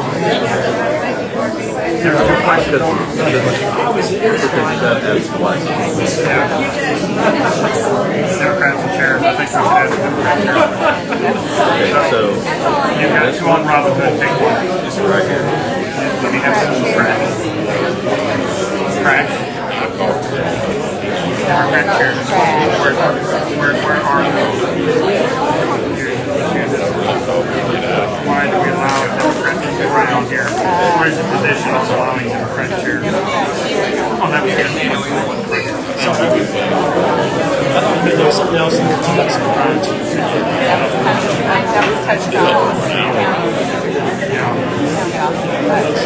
Yeah, it was kind of briefly, we got to cut down on that question. So you got to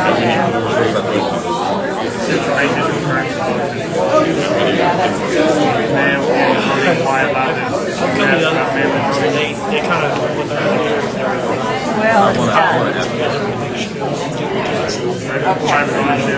They also filter out That's three right here. everybody's but it's this one here. Yeah. But I'm not. Yeah.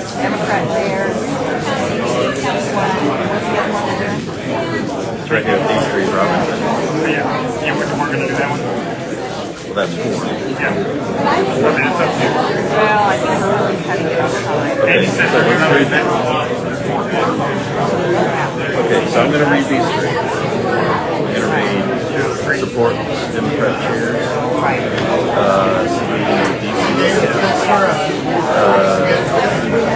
ownership. This is the conflict. Yep. And then I'm saying, got it? That's about to fix it. Well, we can separate. I don't know. If we were gonna ask another question. Are y'all? You got the three? Hey, Tim. You have the three? Yeah. Hey, Tim. Are y'all both staying afterwards? Because we gotta. You've got to go to something Yeah, I else. thought it was me. Okay. Tim, are you sitting afterwards? Yes, sir. That way, not that much. All right.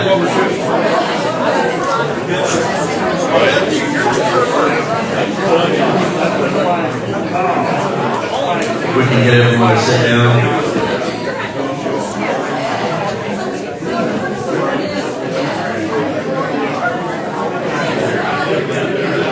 Crowd, we've got three questions.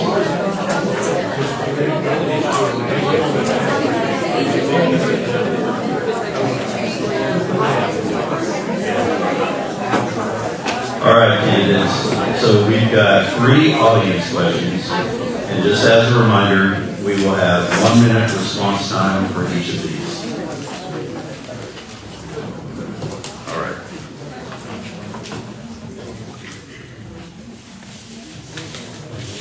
I want to thank the audience. We got a lot of questions, so I encourage everyone to follow up with the candidates. Apologize that we had to limit it to three, but again, a lot of good questions, so thank you for your participation.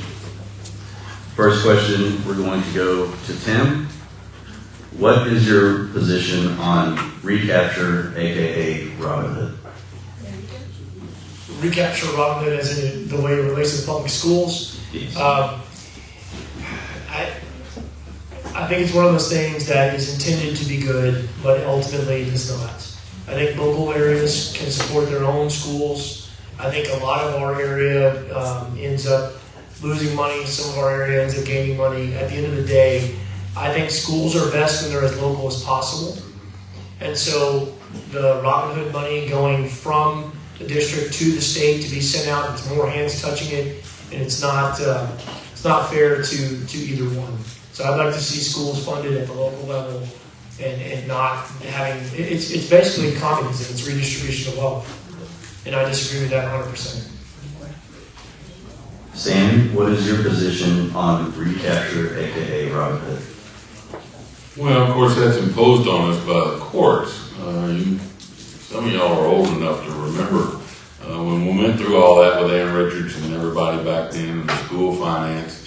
You know, Texas wanted public schools from the very beginning in the days of the Republic, and we've never figured out how to pay for them since.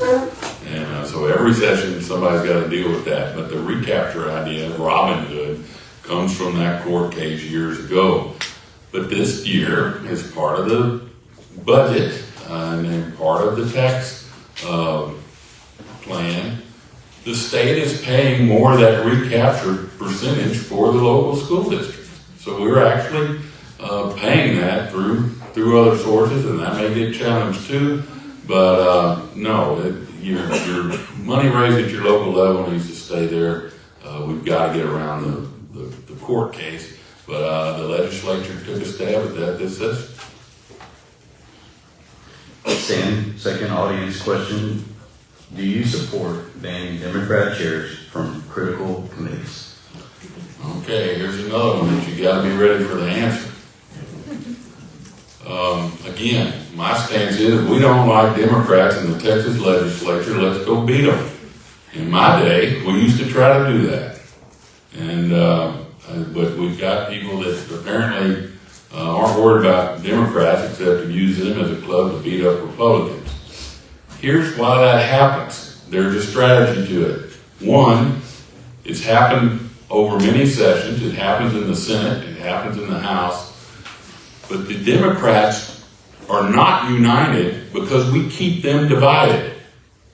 We're not Washington, D.C. Texas is not dysfunctional like Washington, D.C., and that's because there's a strategy involved there. And, you know, again, I don't want Democrat chairs, but until we get rid of them being able to block our stuff, by the way, I'm going to run out of time, it takes 100 votes to even do work that day. It takes 100 votes to pass the Constitutional Amendment, and you got to have some help. Tim, do you support banning Democrat chairs from critical committees? Yes, 100%. First off, if it were flipped, the Democrats were in charge, would they appoint any Republicans to any chairs? Of course not. And I would add to you're saying to critical, the question is to critical committees, I would say to all committees. We've got to start realizing where we're at and actually implementing a conservative agenda. And that starts with committee chairs. The committees are extremely important. Most bills die in committee. We don't get a lot of our conservative legislation out because it's killed in committees. We've got to have not just Republicans, conservative Republicans running committees. And so no, I absolutely support banning Democrat chairs. Last audience question, Tim. Information that I have been reading about CBDC, central bank digital currency, has me quite concerned. Do you see this as a potential threat to private ownership of finances, and do you think Texas needs a bill similar to South Dakota's House Bill 1199 for protection of our assets? Absolutely. The South Dakota House Bill is a fantastic model, and I think we can copy that here and probably even improve it. Yeah, the CBDC is probably the number one threat to our liberty that we're currently facing today. And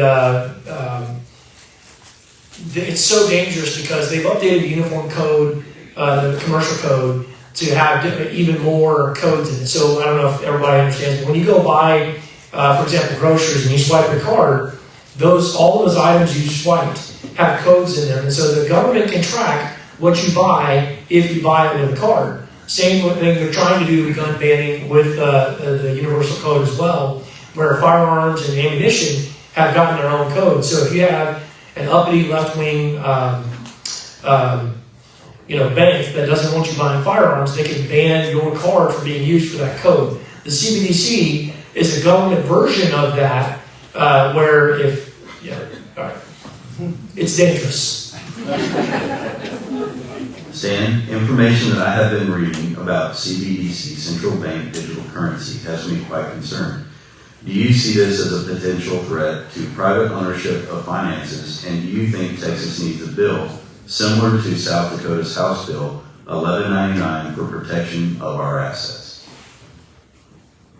Well, yeah, I mean, it's a huge threat. It's a huge threat to your, not only your financial liberty, but your personal liberty. And I think you will probably see a bill on that in the next session. And stand by, because you're probably going to see a bill to let you use your gold too. And so there's people talking about those financial issues, and I think you'll see something about that next session. And if I got 30 seconds left, I'm not for Democrat chairs. I just understand how it happens, and when we can do something about that. Thank you, candidates. We now have 2 minutes for closing remarks, and we are going to start with Tim. Thank y'all for coming out today. It's great to see all of you, many of you again. Basically, I'm running because I'm tired of Republicans not doing what they say they're going to do. The impeachment of Ken Paxton to me is totally unacceptable. Some of the other votes that were taken by our current representative were unacceptable. Not that everything he did was bad, he did a lot of great things, but there's enough there that we need somebody else in Austin who is going to have our conservative values in Austin. I am not funded by lobbyists. I am not funded by special interests. I am funded by individuals and people just like you. I am endorsed by Grassroots of America. I'm endorsed by Ken Paxton. I am a pro-freedom. I'm a regular person. I've never run for anything in my life. I'm not a professional politician. And I just don't think that professional politicians are going to get us through where we need to get through. They're kind of how we got in this mess in the first place. We need regular people to stand up and take back our state representatives. Anyone involved in the political process and running for office is a politician, by definition.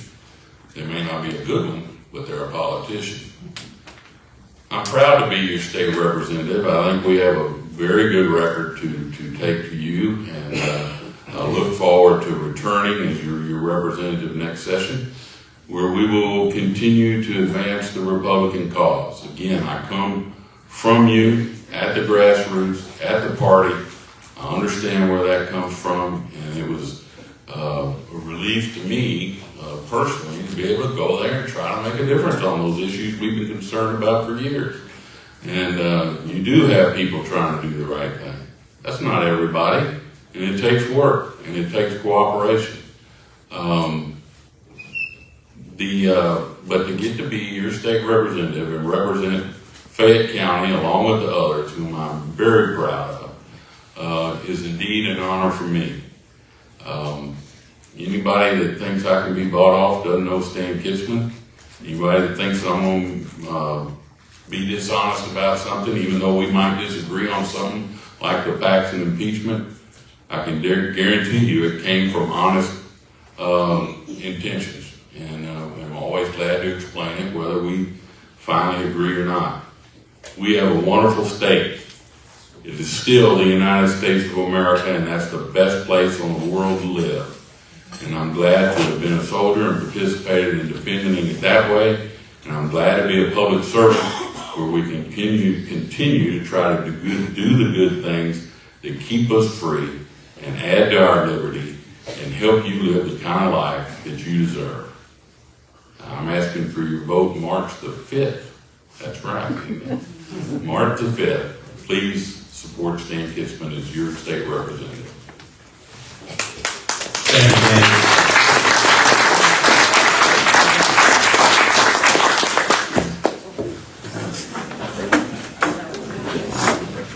All right. Next forum is Mike McCaul and Jared Lovelace.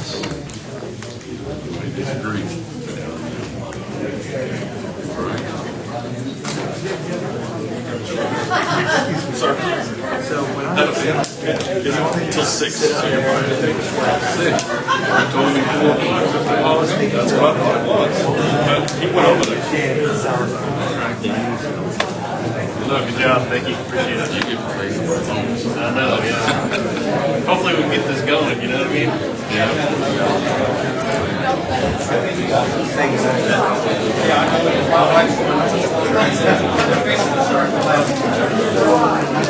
on down. You got your speech ready? Yeah, I got it good.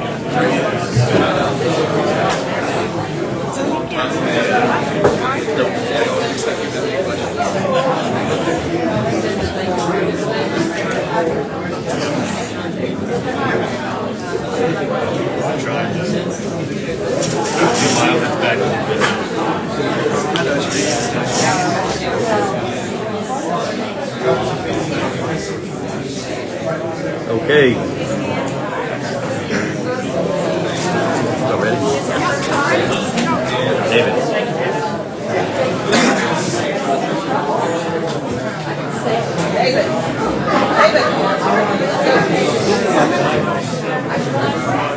All right. Moving on to Congressional District 10. This is the race between McCaul and Lovelace. I'm going to read the rules real quick. Candidates should silence all electronic devices when seated for questions. Candidates must focus their response on their own experience, accomplishments, and qualifications for the office they are seeking. Why are they the best candidate for the position? Candidates must not disparage other candidates, and if a candidate makes a disparaging remark about another candidate, they will receive one warning. If they continue, they will lose the remainder of their time for that question. With a third attack, they will be removed from the candidate tables. Candidates should listen carefully to the questions and answer them completely. They may ask the moderator to repeat the question if needed. Each candidate must pay attention to timekeeper cards. They will have 3 minutes for opening remarks, 1.5 minutes for response time per prepared question, 1 minute response time per audience question, and 2 minutes for closing remarks. All candidates will be given the opportunity to answer each question.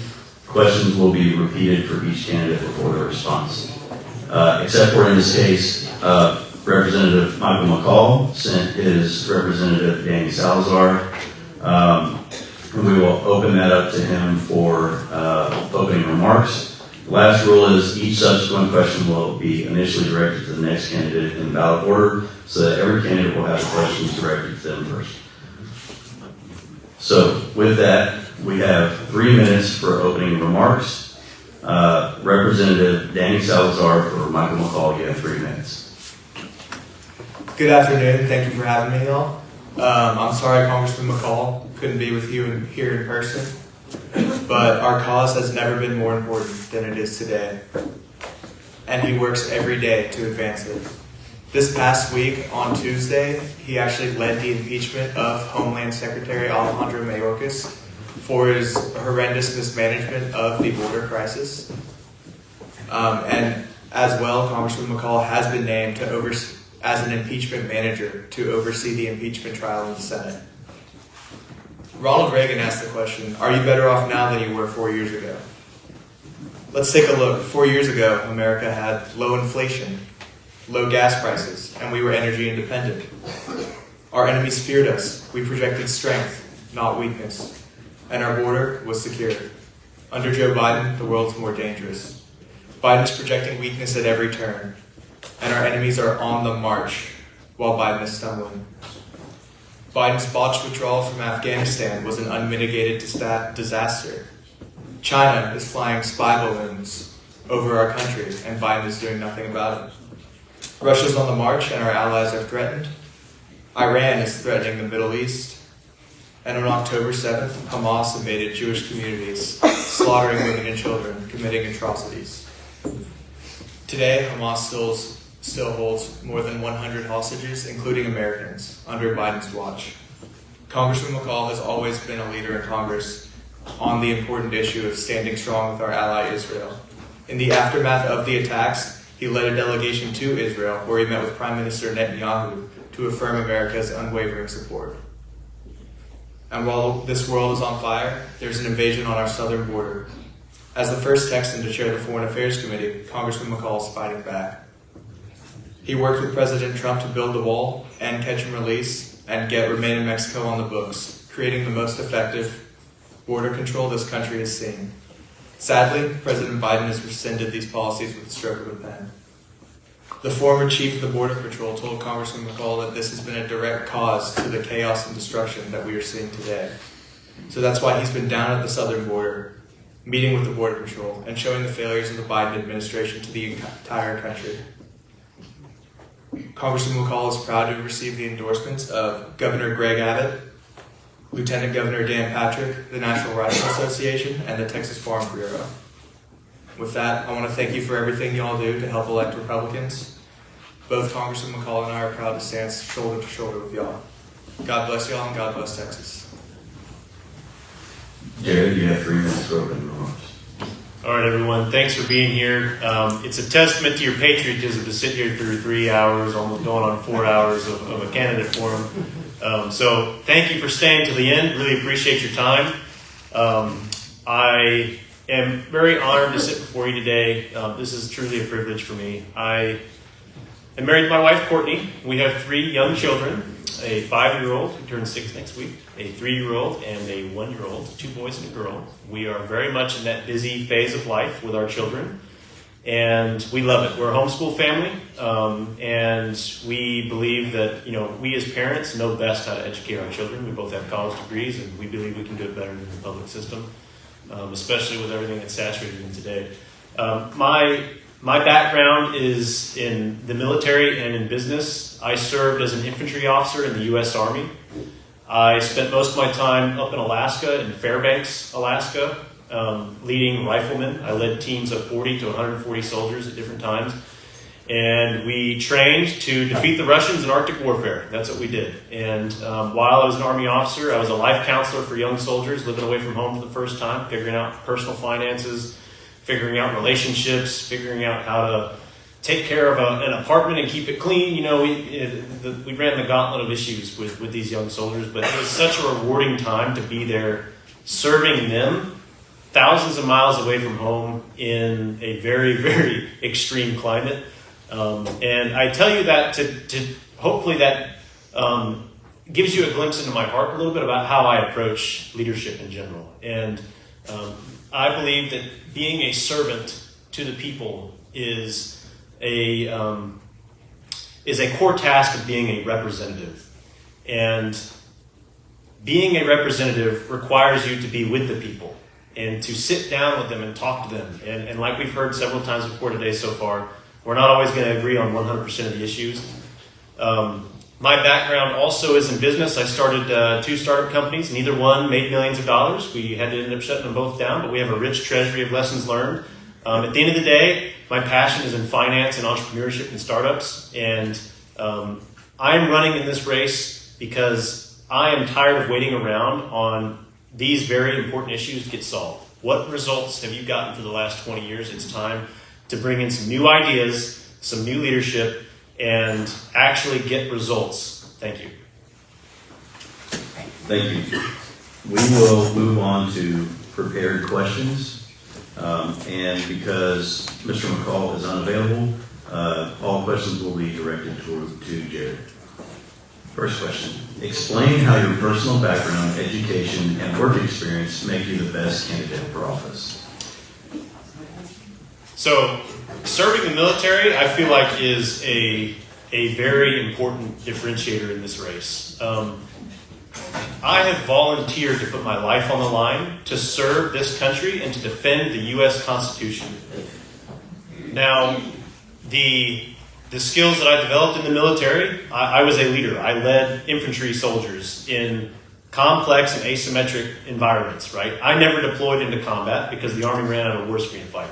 That's part of the reason why I got out. And I wanted to come back home to Texas and get more involved because I was sitting there in Alaska watching all of the government mandates with the masks and the vaccines. I was watching spending just go through the roof. And at the end of the day, it's just common sense. Common sense principles can get results. And so that's what led me to come home to Texas. I didn't know that we were going to run for Congress right away, but after the second company shut down, we we were asking around, talking to folks, and nobody had the courage to stand up and run because of the steep advantages that the incumbent has, right? So service in the military, I'm passionate about finance. In the business world, if you don't get results, you get fired. That's how it works, and that's how it should work in government too. Thank you. Question number 2, please explain to what extent you support foreign wars or funding foreign conflicts. I do not support foreign spending on any war that does not have a direct impact on our sovereignty, our ability to govern ourselves, and our own borders, okay? War is complicated and it's horrible. And as soon as you start getting involved in a war, you lose control of it, all right? Even if you're just spending money on it. I believe we have way too many more pressing issues here at home to be spending your hard-earned tax dollars overseas in foreign countries that do not have a measurable impact on your daily life. I am running to be a U.S. representative representing citizens of the United States of America, not citizens of foreign countries.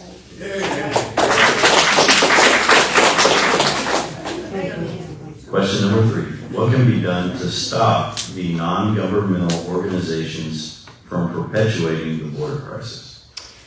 The federal government shouldn't be donating any funds to humanitarian nonprofits, NGOs that are facilitating the border issue. So as a federal legislator, I'm going to say no to every spending bill, any kind of support or money that goes to these institutions.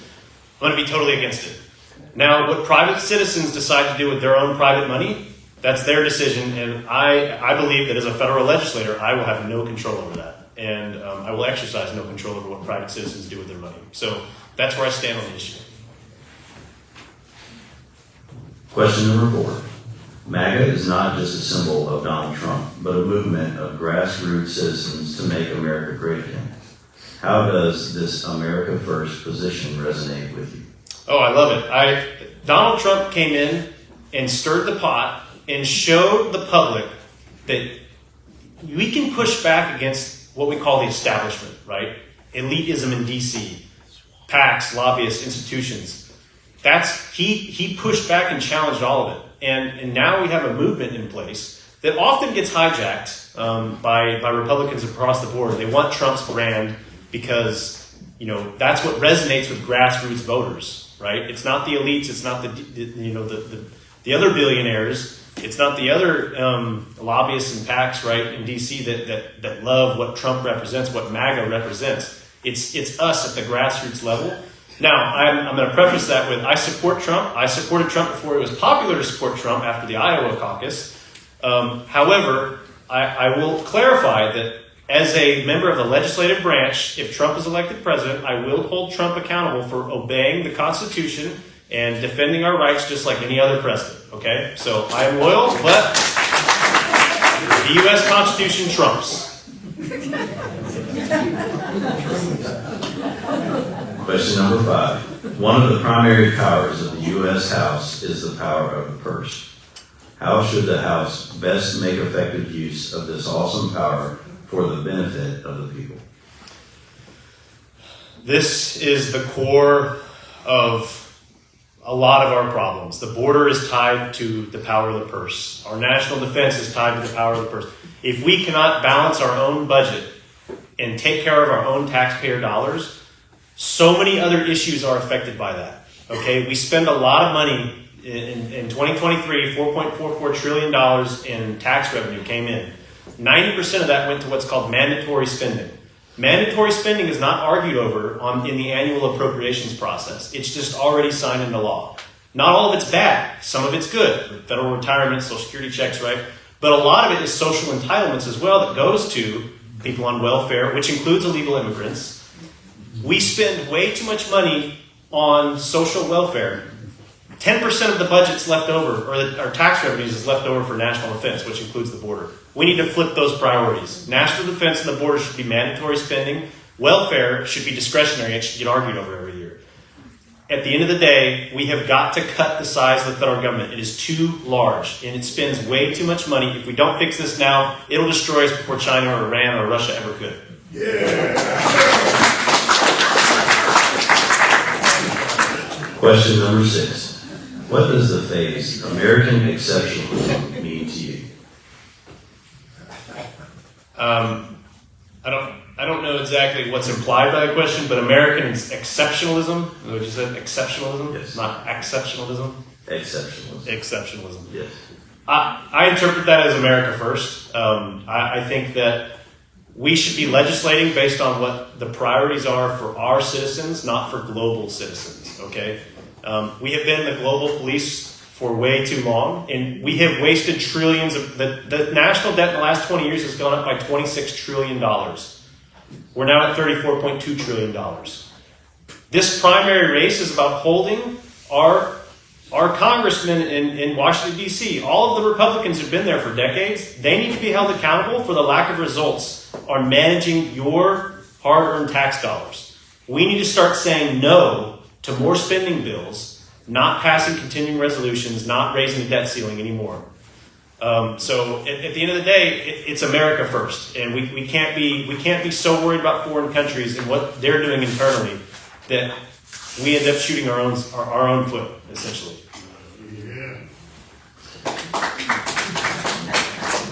Question number 7.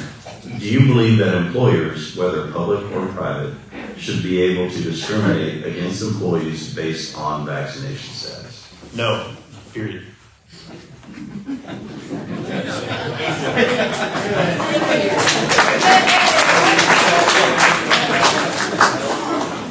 Question number 8.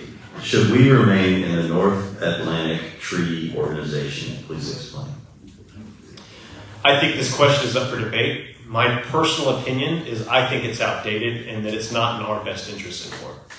Now, like I said, I think this would be a productive debate that needs to be had, and so I don't have a firm stance on this, but my question to you, the people, is if our national security is dependent upon whether or not Russia has another border with the NATO alliance, if that is the case, in the instance of Ukraine, if Russia takes over Ukraine, we have another border with Russia, as far as NATO goes. If that is so dangerous to us, and that we are willing to send billions and billions of dollars to prevent that from happening, because we don't want to get into a hot war with Russia, then we need to consider whether or not NATO is actually in our best interest anymore. Is it actually beneficial to us, or is it just traditional? Or is it just traditional? The last 70 years of U.S. foreign policy has been a disaster. Korea was a disaster. Vietnam was a disaster. Iraq's been a disaster. Afghanistan look how fast Afghanistan fell apart as soon as we pulled out. Say what you will about the Biden administration's decision to just cut ties and leave.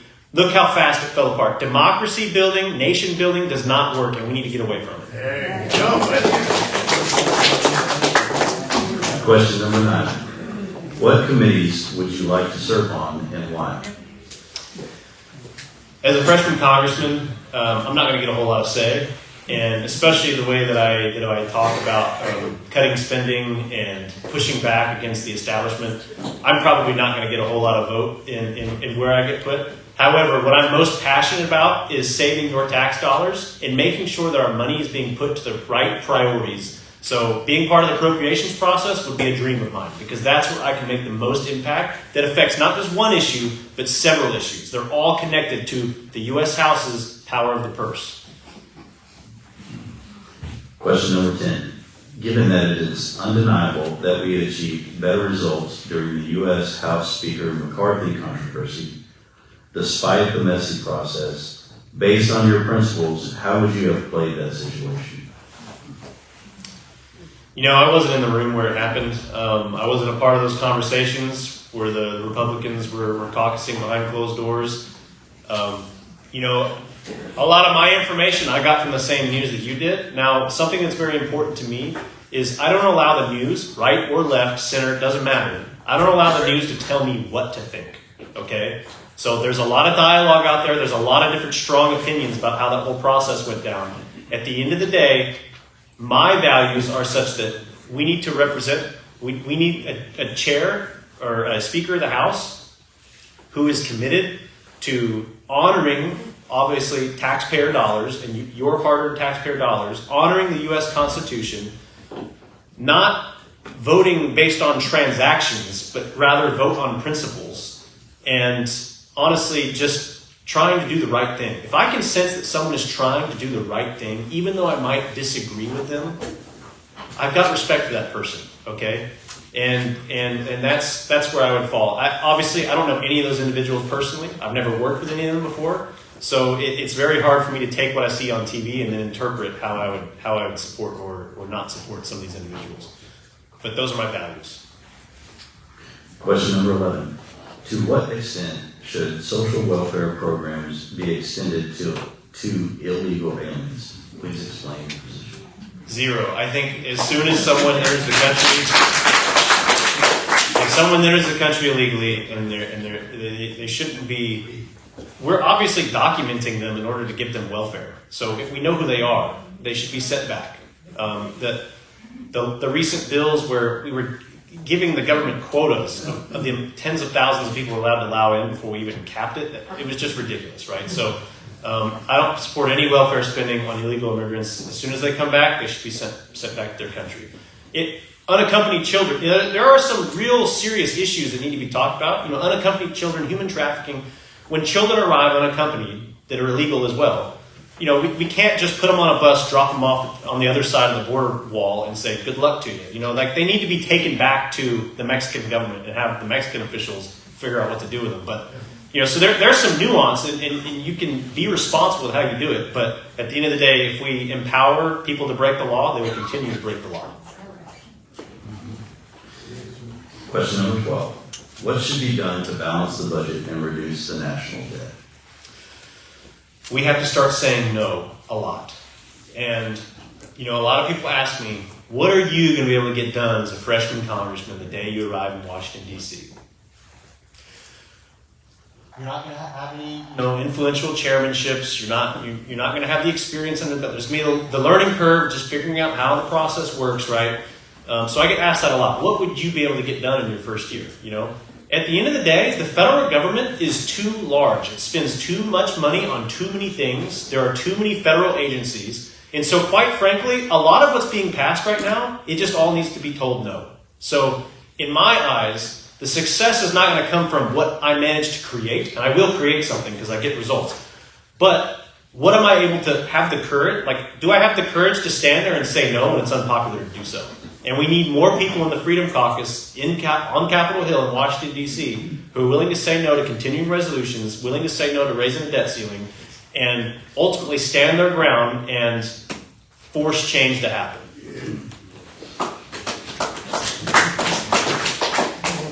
Question 13. Should we remain in the United Nations? Please explain.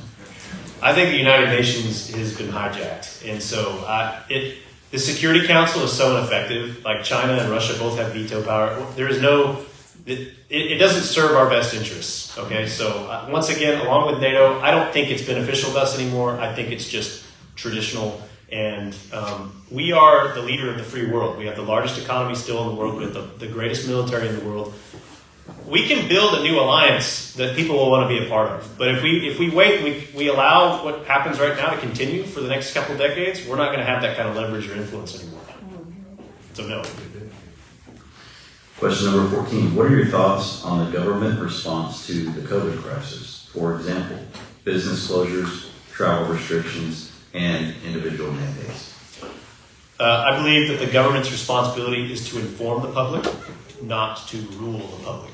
So what we were seeing is, as far as mask mandates, vaccine mandates, shutting down, the individual citizens can make their own health decisions. They can analyze the risks themselves and take care of themselves appropriately. All right, the federal government, we should not be allowing if we allow the federal government to tell us how to make our own health decisions, what's next? Yeah. What comes next? We're being institutionalized, right? And I didn't wake up to this immediately because I was in the Army when this all kicked off. And for anyone who served, you know that when you sign on the dotted line, you give your life to the country, you kind of give away some of your individual rights for a season because that's how the military operates. There's a structure of command that has to be there. And you don't have all the same rights, so you get pumped full of shots, and it's not something I like, right? But I was kind of institutionalized that idea. But what was amazing is I started looking at the people on the civilian side of the house, private citizens, And they were under the same restrictions that I was in the military. It was a given that I was going to have restrictions. But it was amazing to me that people were getting in line and just allowing the government to tell them what to do. And they were private citizens. They didn't owe anything to the government. So, totally against it. Question 15. In your opinion, what are the most critical issues facing Americans today, and what should be done about it? So, I mean, I'm not going to beat on the border drum too much because I think we're all on the same page. But the border this is a core element of our sovereignty and our ability to protect ourselves and our ability to, just have a safe community, right? And if we can't control who is coming and going across the border, then are we really a sovereign nation? So obviously that is an emergency issue right now. Close behind that is the national debt. If we do not balance the budget and bring the debt, start paying down the debt, it's going to destroy us faster than Iran, Russia, or China ever could. We are mortgaging ourselves to socialism. We are mortgaging ourselves to autocracy. And if we don't do something about it now, it'll be too late. And like I said earlier, I'm tired of waiting around on somebody else to start pushing back. And it's not going to be easy. It's going to take a long haul, and it's going to take some fight, right? But that's why we need people who are bold and willing to take on the impossible. This race, when I started this, everybody's like, man, that's impossible. How could you possibly do that? We've got a 50-50 shot, right? Getting into Congress, I'm going to take that same approach and be bold and take on the things that everybody says are impossible because they need to be done. If we give up now, then it's going to be too late. Yeah. Question number 16. What would you do to address the issue of insider trading by members of Congress? So, where there's smoke, there's fire, typically, right? So you look at the financial returns or the net worth of these members of Congress, and they go in dirt poor, and then they walk away with tens of. And I'm not talking about my opponent necessarily. I'm just saying in general, right? That walking away millionaires, it's kind of disturbing to see. Having not been in the inside, I don't know exactly how it all works, but I believe that we need to elect people who aren't in it for the money, right? And how do you know that someone's in it for the money or they're in it for themselves as opposed to just trying to serve, right? Are they humble? Are they truly humble? Do they make themselves available to you? Do they recognize their deficiencies, their weaknesses, right? What are their values? Like, these are things that if you're in a room with somebody and you talk to them, you can get a sense for without having read everything there is to know about them, right? And so I would be totally in favor and push for any legislation that realigns the incentives of our elected officials with the people. And so blocking insider trading, I mean, I had to think a little bit harder about how we could possibly do that. I'm sure there's a lot of ways that people have already thought about it. But yes, part of passion of mine is making Congress more accountable to you. Last prepared question number 17. Okay. Please explain your position on term limits. So, tying into the last subject, we need to shift power away from money in our elections towards voters, all right? When our elected officials come back to visit, ask yourself, are they visiting me? Are they visiting voters, the people who show up at town halls and candidate forums? Or are they visiting institutions or wealthy elites that have a lot of money? And so I think that's something that we can watch out for, and that will tell us a lot about what's happening. Term limits wouldn't be necessary if campaign finance laws were reformed, all right?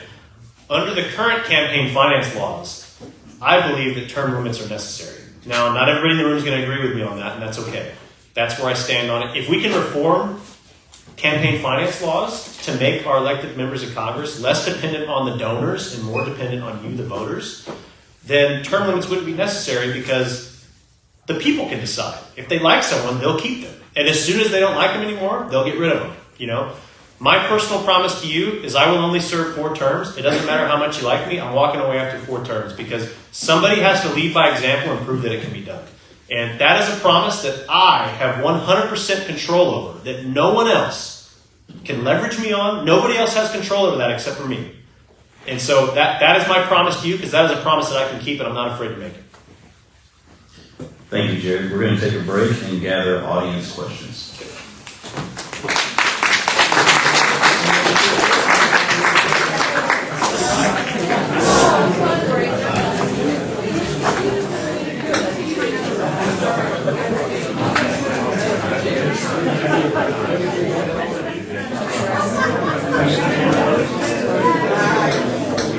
Audience questions?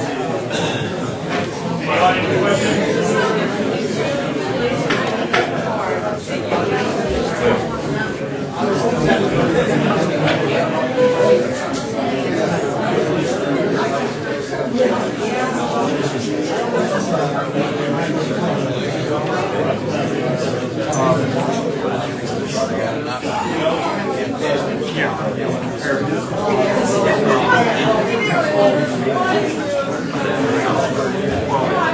Oh, The gentleman talking about the sports radio with the middle man. gotcha. Every day we see him. And then elaborate on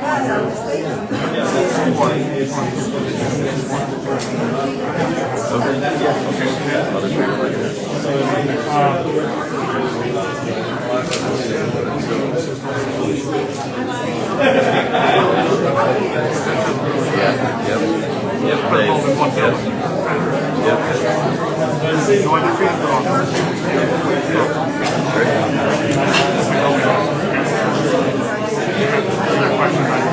Yep. I think we got plenty of time to probably keep going. Yeah.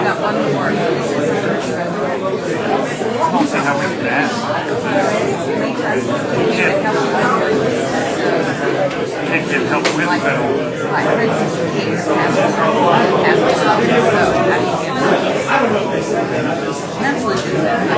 Oh, okay. That would be fine. You have a problem with that? So, 4 questions. No, and These 5 questions. Because there's 2, 3, 4, and 5.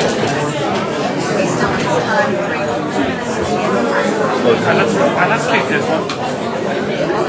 It's the complicated. We can modify this one. Need help in dealing with ventilation. Oh. See, no help with this. Okay, so these are Okay. These. All right. Appreciate you being patient. Yeah, that's probably better than that.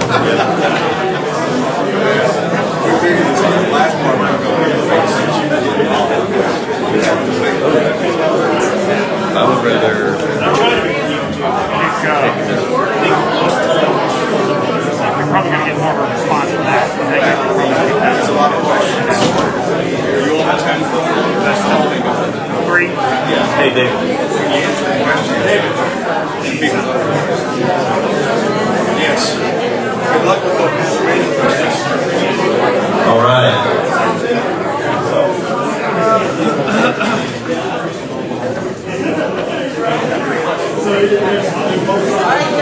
Hello. We've got 3 audience questions.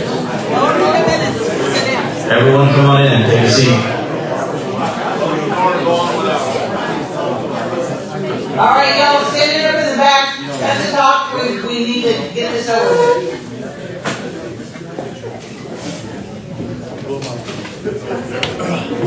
All right, Jared. Just as a reminder, 1 minute response time per audience question. First question: to what extent should the U.S. extend support to the state of Israel? It's a great question. I get asked this a lot. I am not in favor of sending foreign military aid to any foreign country. Israel is not a member of the United States of America. It is not a state. It is a foreign country. There are biblical arguments for why we should support the Israeli state. Let me summarize my thoughts on this. I follow Jesus Christ. He is my Lord and Savior. He is the God of the Old Testament. At times he led the Israelites, and at times he punished them. Right? I'm not going to take a stance on what God thinks. God can do whatever he wants, and we don't control him. He is almighty and all-powerful, and he will make sure that everything is right and just the way it needs to be. Now, that being said, I don't believe that the state, the political entity of Israel, the state of Israel, is necessarily synonymous with the nation of Israel in the Old Testament. Benjamin Netanyahu is not a prophet, okay? So that is where I stand on that. I'm leaving it in God's hands. He can decide what's right, and that's that. Question number 2. Would you join the Freedom Caucus, and what are your thoughts? Yes, I would join the Freedom Caucus. This is the group in Congress that has the most courage and is willing to put up the biggest fight on just common sense issues, okay? They have the courage to say no to the status quo. If you enjoy the status quo in Washington, D.C., then just don't vote for me, because I'm going to make some noise. I'm going to be one of those guys that's holding up Congress over a spending bill because it's not right, okay? And if we, at the end of the day, like if we continue to allow Congress to do what it's doing right now, it's going to get worse. What we've been doing the last 20 years doesn't work. Look at where we are today, all right? We need to get more people with that Freedom Caucus mentality into the House. That's why this race is so important in the primary. We have the choice. We're all against the Biden administration, but we need to make sure we have the right Republicans in the House that are actually going to get results. Last question. Where do you stand on foreign nationals buying property around military installations? Oh, I'm totally against it. We have to do a better job of controlling who owns property in the United States. All right. I, as a U.S. citizen, can't go to most most foreign countries and actually purchase property. Every nation has their own laws that govern who can own property, and quite frankly, the federal government is failing in that regard, in that we're not blocking foreign nationals from owning property in the United States. So it's something that needs to be tackled. We've got to take care of it. Even in Alaska, Fairbanks, Alaska, Fort Wainwright, Alaska, we had Chinese non-U.S. citizens buying property around Fort Wainwright, blowing through the gates and acting like they didn't know where they were, taking pictures of stuff and everything. I'm not trying to say that as a disparaging comment towards people of Chinese ethnicity, but what I'm saying is we've got to do more to protect ourselves, because right now we are very vulnerable to sabotage and to espionage, and we've got to do more about it. So I would totally support that. Jerry, thank you for your time and for being here. That was the conclusion of the audience questions. You have 2 minutes for closing remarks. All right. Once again, I'll be very brief. Thank you for being here. My 2 more promises I'll make. So one promise is 4 terms, and that's it. Doesn't matter what you like me. You can be upset about that if you want. But second promise is when you show up in the office in D.C. or in College Station or in Austin, the big desk with the big fancy chair behind it, computer, whatever. That desk is for you, not for me. I'm never sitting in that chair. All right. My workstation is going to be in the corner somewhere or with the staff, and I'm going to sit in a little chair when you come to visit, because I'm accountable to you. This is a job interview, right? I'm not trying to lead you or educate you or convince you of anything. I'm here to position myself as, hey, I would like to represent you, and let me know if you'd like that. So that's the second promise. Third promise is if you show up to stuff like this throughout the year, regularly, town halls, candidate forums, Republican women, Republican club meetings, you will see my face, you will shake my hand, you will see me multiple times a year. I will be here with you because you are the people who are electing me, right? And so that's my third promise is if you're showing up to stuff, it may not be every month, but you will see me. There's 13 counties, a lot of places to get to, but you will see me around. You'll have my phone number. That's the way it should be as a representative. So anyways, with that, I thank you for your support. Please go grab your friends and take them to vote. Spread the word. Grassroots, spreading the word does way more than money, all right? We don't need a lot of money. We got enough money to make a splash, right? But the word of mouth is the best thing that you can do to help out this campaign. Thank you for your time. Appreciate it. God bless America.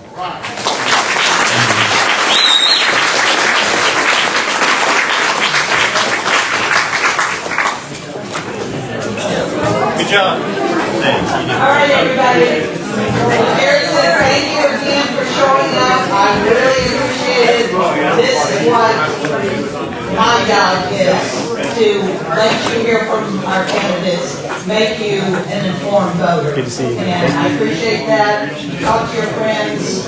Get out the vote. Drive safely on the way home. Thank